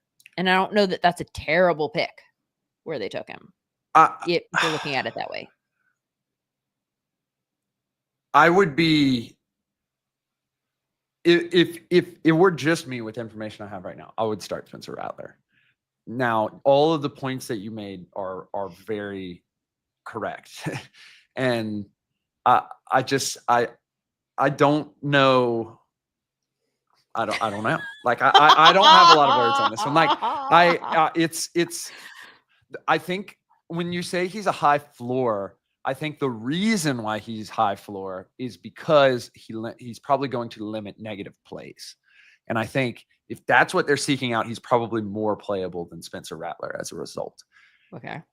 I wouldn't consider him to be high floor in the case of like someone who can go out there and make plays a la like a Brock Purdy or someone like that, like a guy that's played a lot and you know that he can make plays and you'll deal with like kind of the downsides of it. It's funny. They're friends. Yeah. That's a great picture. Point. Brock Purdy looks 12. Yeah. 4-year veteran Brock Purdy is buddies with rookie Tyler Shuck. But anyway, like, we'll see what happens. I think adding a quarterback to this team was necessary and they did it. And we'll see how it turns out. But as it stands now, I don't say I would be shocked, but as it stands now, like I personally would expect that Spencer Rattler is trotting out there week 1. Okay. Devin Neal, 6th round running back. I'm only noting him as that, like, keep an eye. If it's good, it feels like there's future opportunity here. Kamara getting up there in age and also his efficiency metrics coming down, although that's not going to affect us in fantasy because they're going to give him the ball so much. Kendre Miller, I guess the doghouse is gone, so maybe he is standing in his way, but it feels like there could be an opportunity here at some point. So that's just a name that I'm like, I'm going to file away look for training camp updates. Seahawks. I think there's some interesting pieces here. And the first of which is Torrey Holton. I think that he's a guy 96th percentile Sumer score for us. Yeah. I think there's a chance just looking at the roster and taking Torrey Holton out of the equation, the depth chart, I think there's a chance to get ahead of MVS. The other spots are Cooper Kupp and JSN. I think Torrey Holton could be an interesting piece to this offensive puzzle next year. So it's going to be really interesting to see what this offense looks like. I think they're going to run the ball a ton. So the question belays, like, who are going to be the options here? And I think you think about like kind of what Kubiak did last year, and it's really kind of a similar setup without the top tier asset, which would be Alvin Kamara. And so you look at like what New Orleans did last year with Kubiak, and you're seeing the 6th most 12 personnel. And so basically Horton has to be one of those 3 guys on the field, it seems like. And it seems like, as you noted, he has the opportunity to. I'd also consider in that fight, to a certain degree, Ricky White. But Valdez-Scantling did play well for Kubiak last year. So I could definitely see it. I think the Cup and the MVS positions are more up for grabs, as you noted. But I wouldn't like immediately project either of those 2 rookies like to take that spot immediately, I guess is what I'm trying to say. Yeah. I think they could though. Yeah. So I think. Well, and the other thing is like, they're going to have to block a lot because like that's clearly why they got Cooper Kupp, because they want him to block. And so we'll see how it ends up turning out, particularly given how that offense is going to end up looking. But, do you think Cooper Kupp? I'm going to be fascinated by this. Do you think Cooper Kupp is limited to specific routes at this stage of his career? Probably so. Yeah, I'd say so. The difference though is I feel like he's going to be in motion a ton, because Kubiak does run a ton of motion, and so that is kind of, it's going to be interesting to see how that progresses. I will also note that there are some other rookies that are catching my eye. Elijah Arroyo at the tight end position, I think may have some juice.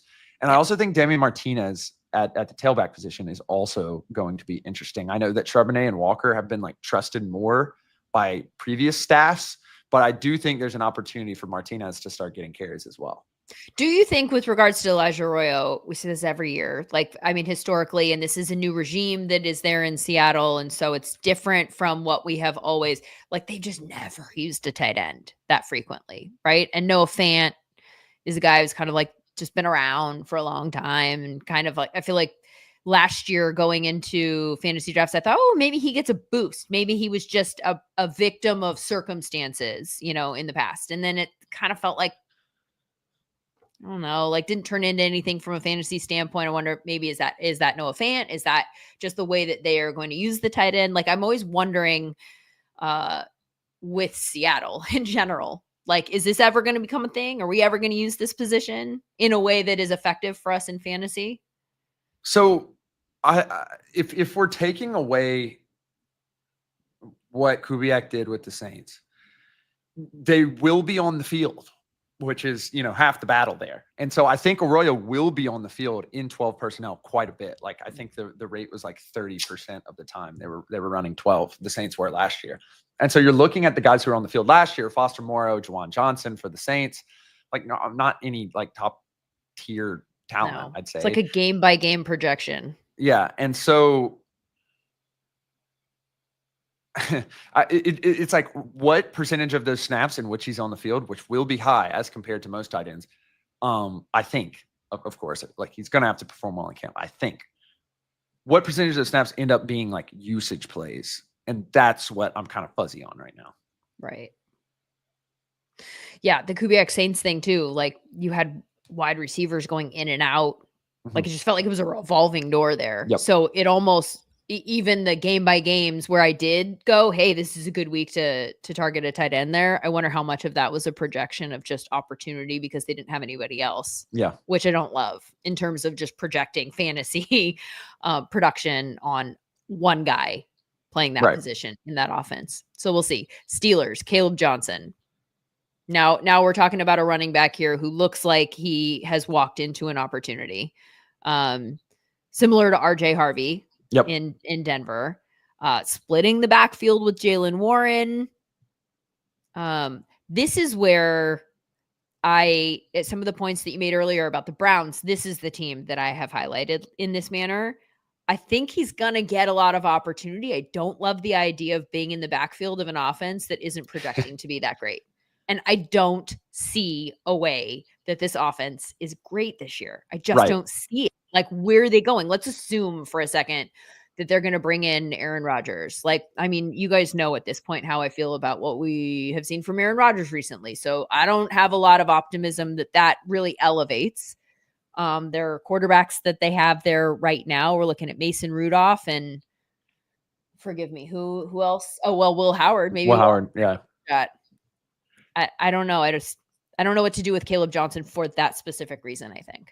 Yeah, I think this offense is a kind of another stay away from me, even though they do have like the pieces. They do have Caleb Johnson. They do have DK Metcalf. They do have George Pickens.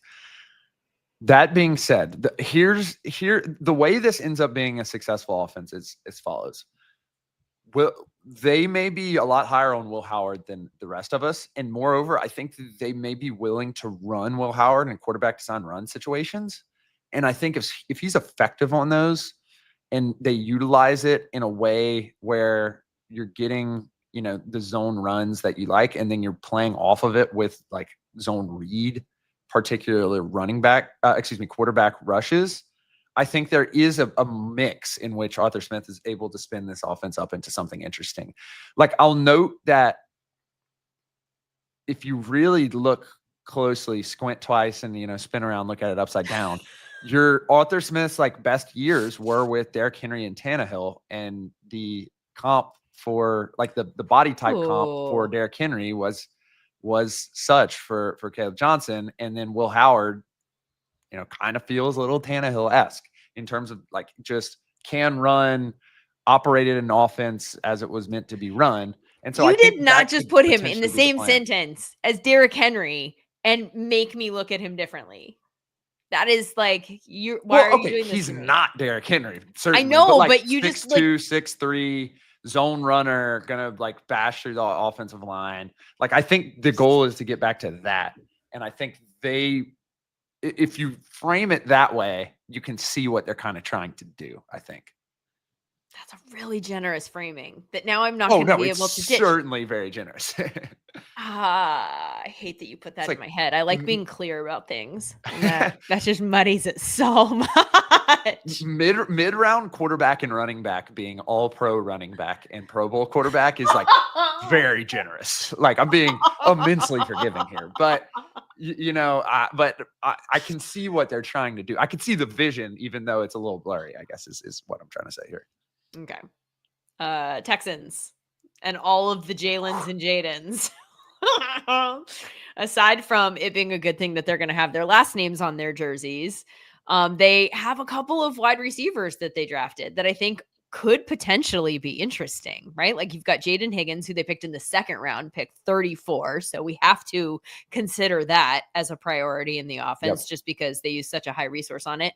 And then Jalen Knoll as a slot guy, I kind of think that that's an interesting piece. Also, the question for him becomes, can he push out Kirk? So we need to have a conversation about how this shakes out. We've got Nico, who obviously retains he's wide receiver 1. He's your X. That's actually probably good for Jaden Higgins that he walks into an offense that has that. Then you've got Christian Kirk, you've got Tank Dell, you've got John Mechie. How do these two rookies fit into this picture in your mind? I think they're probably going to be like depth piece pass catchers. The question is like, what is this offense going to look like? I think is my broader question, because, last year, Bobby Slovic, a lot of runs on first and second down. I would expect that to change.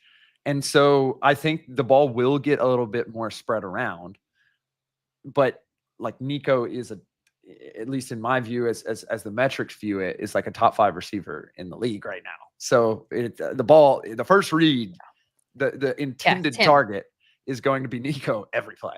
And then Tank's pretty good too. So it's like, it's tough to really figure it out, I think. And I think it's going to be more depth pieces, and maybe this guy ends up being a really good player, but I'm projecting them a little. I don't know if I'd draft either of the rookies per se.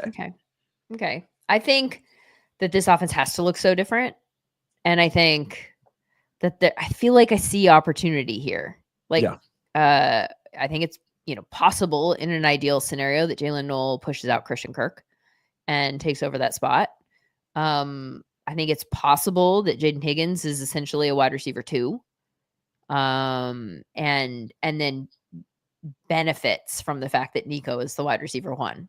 Like you see in maybe Minnesota is a perfect example of that. Right? Where you have an obvious wide receiver 1, and then you've got your wide receiver 2, who is absolutely usable in fantasy because so much defensive attention is going to Justin Jefferson. So I am not 100% sure that that's the case here, but I think that the fact that they took him so early indicates to me that they are maybe hoping that that's the case here. Right. So I will be circling this just entire offense. I mean, for so many reasons, and not just related to the rookies, but like we need to know if we have CJ Stroud back. Like he was terrible last year, and not just in fantasy. Like it was all of his advanced metrics were bad. He was down at the bottom of the league in terms of advanced quarterback metrics. And clearly a lot of that is environmental and doesn't mean he's a bad quarterback, but like there's a lot of work that this offense needs. So I think both of those guys are really interesting fantasy pieces for me. My guess is at this point, they're probably late round guys anyway. So we'll have time to figure that out. Titans, Cam Ward. Are you interested in him for fantasy? Let's say it's a 12-team league. Yeah, me either. Yeah. Are you interested in any of the pieces that they put around him? They drafted 2 wide receivers, a tight end, a running back. There's certainly opportunity. Yeah, there's like the roster is like, hey, we can upgrade everything offensively. So that's enough. It's still probably not. Okay. Not to be a downer here, but it would have to be like a crazy amount of volume, I think. For any one of these guys. But I think there's just too much uncertainty. Well, and you already have some wide receivers there. You know what I mean? It's not like, they didn't start with wide receivers prior to the draft. And so you assume like Ridley gets a bump, from Cam if it works out and goes in that direction. You don't have to slot one of these guys in there. I think that's fair too.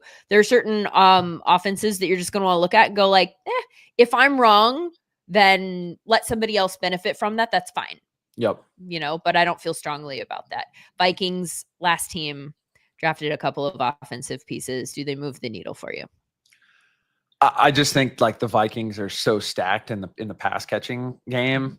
And then, I mean, I'm interested in the acquisition of Jordan Mason. I think Ty Felton was an interesting draft selection, especially given I think they're kind of drafting behind Jordan Addison a little bit. So I could be like slightly moved by Ty Felton, but I'm going to have to see first, because even if he does get snaps, he's like the 5th option or the 4th option at that point.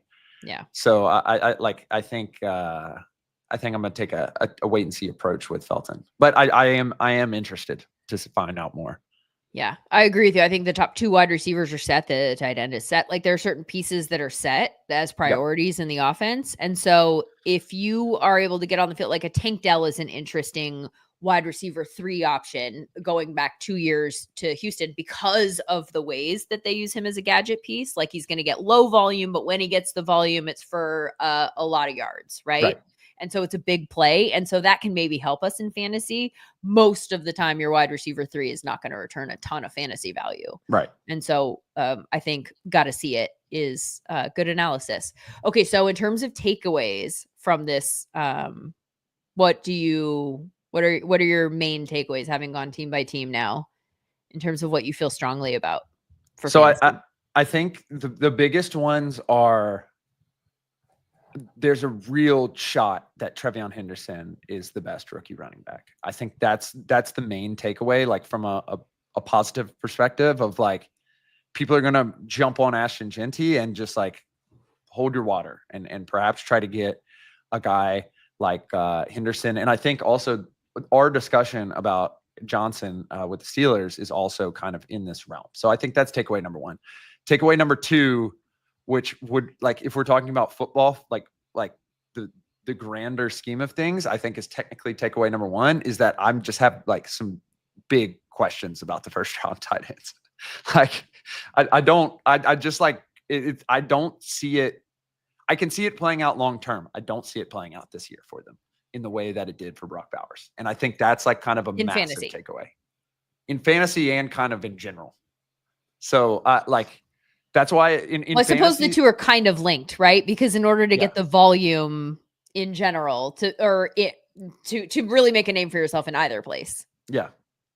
I don't know that exists in Chicago. and it might not be possible in Indy. Right. And I think that what the back end of that is that Mason Taylor just might be the best tight end in this draft. Oh, I think that's a is fun interesting. takeaway. Yeah. And so I think that's the two main. Oh, and then the last takeaway is Ted McMillan. Really shocked by how much I love that pick. And so that's the third kind of takeaway as well.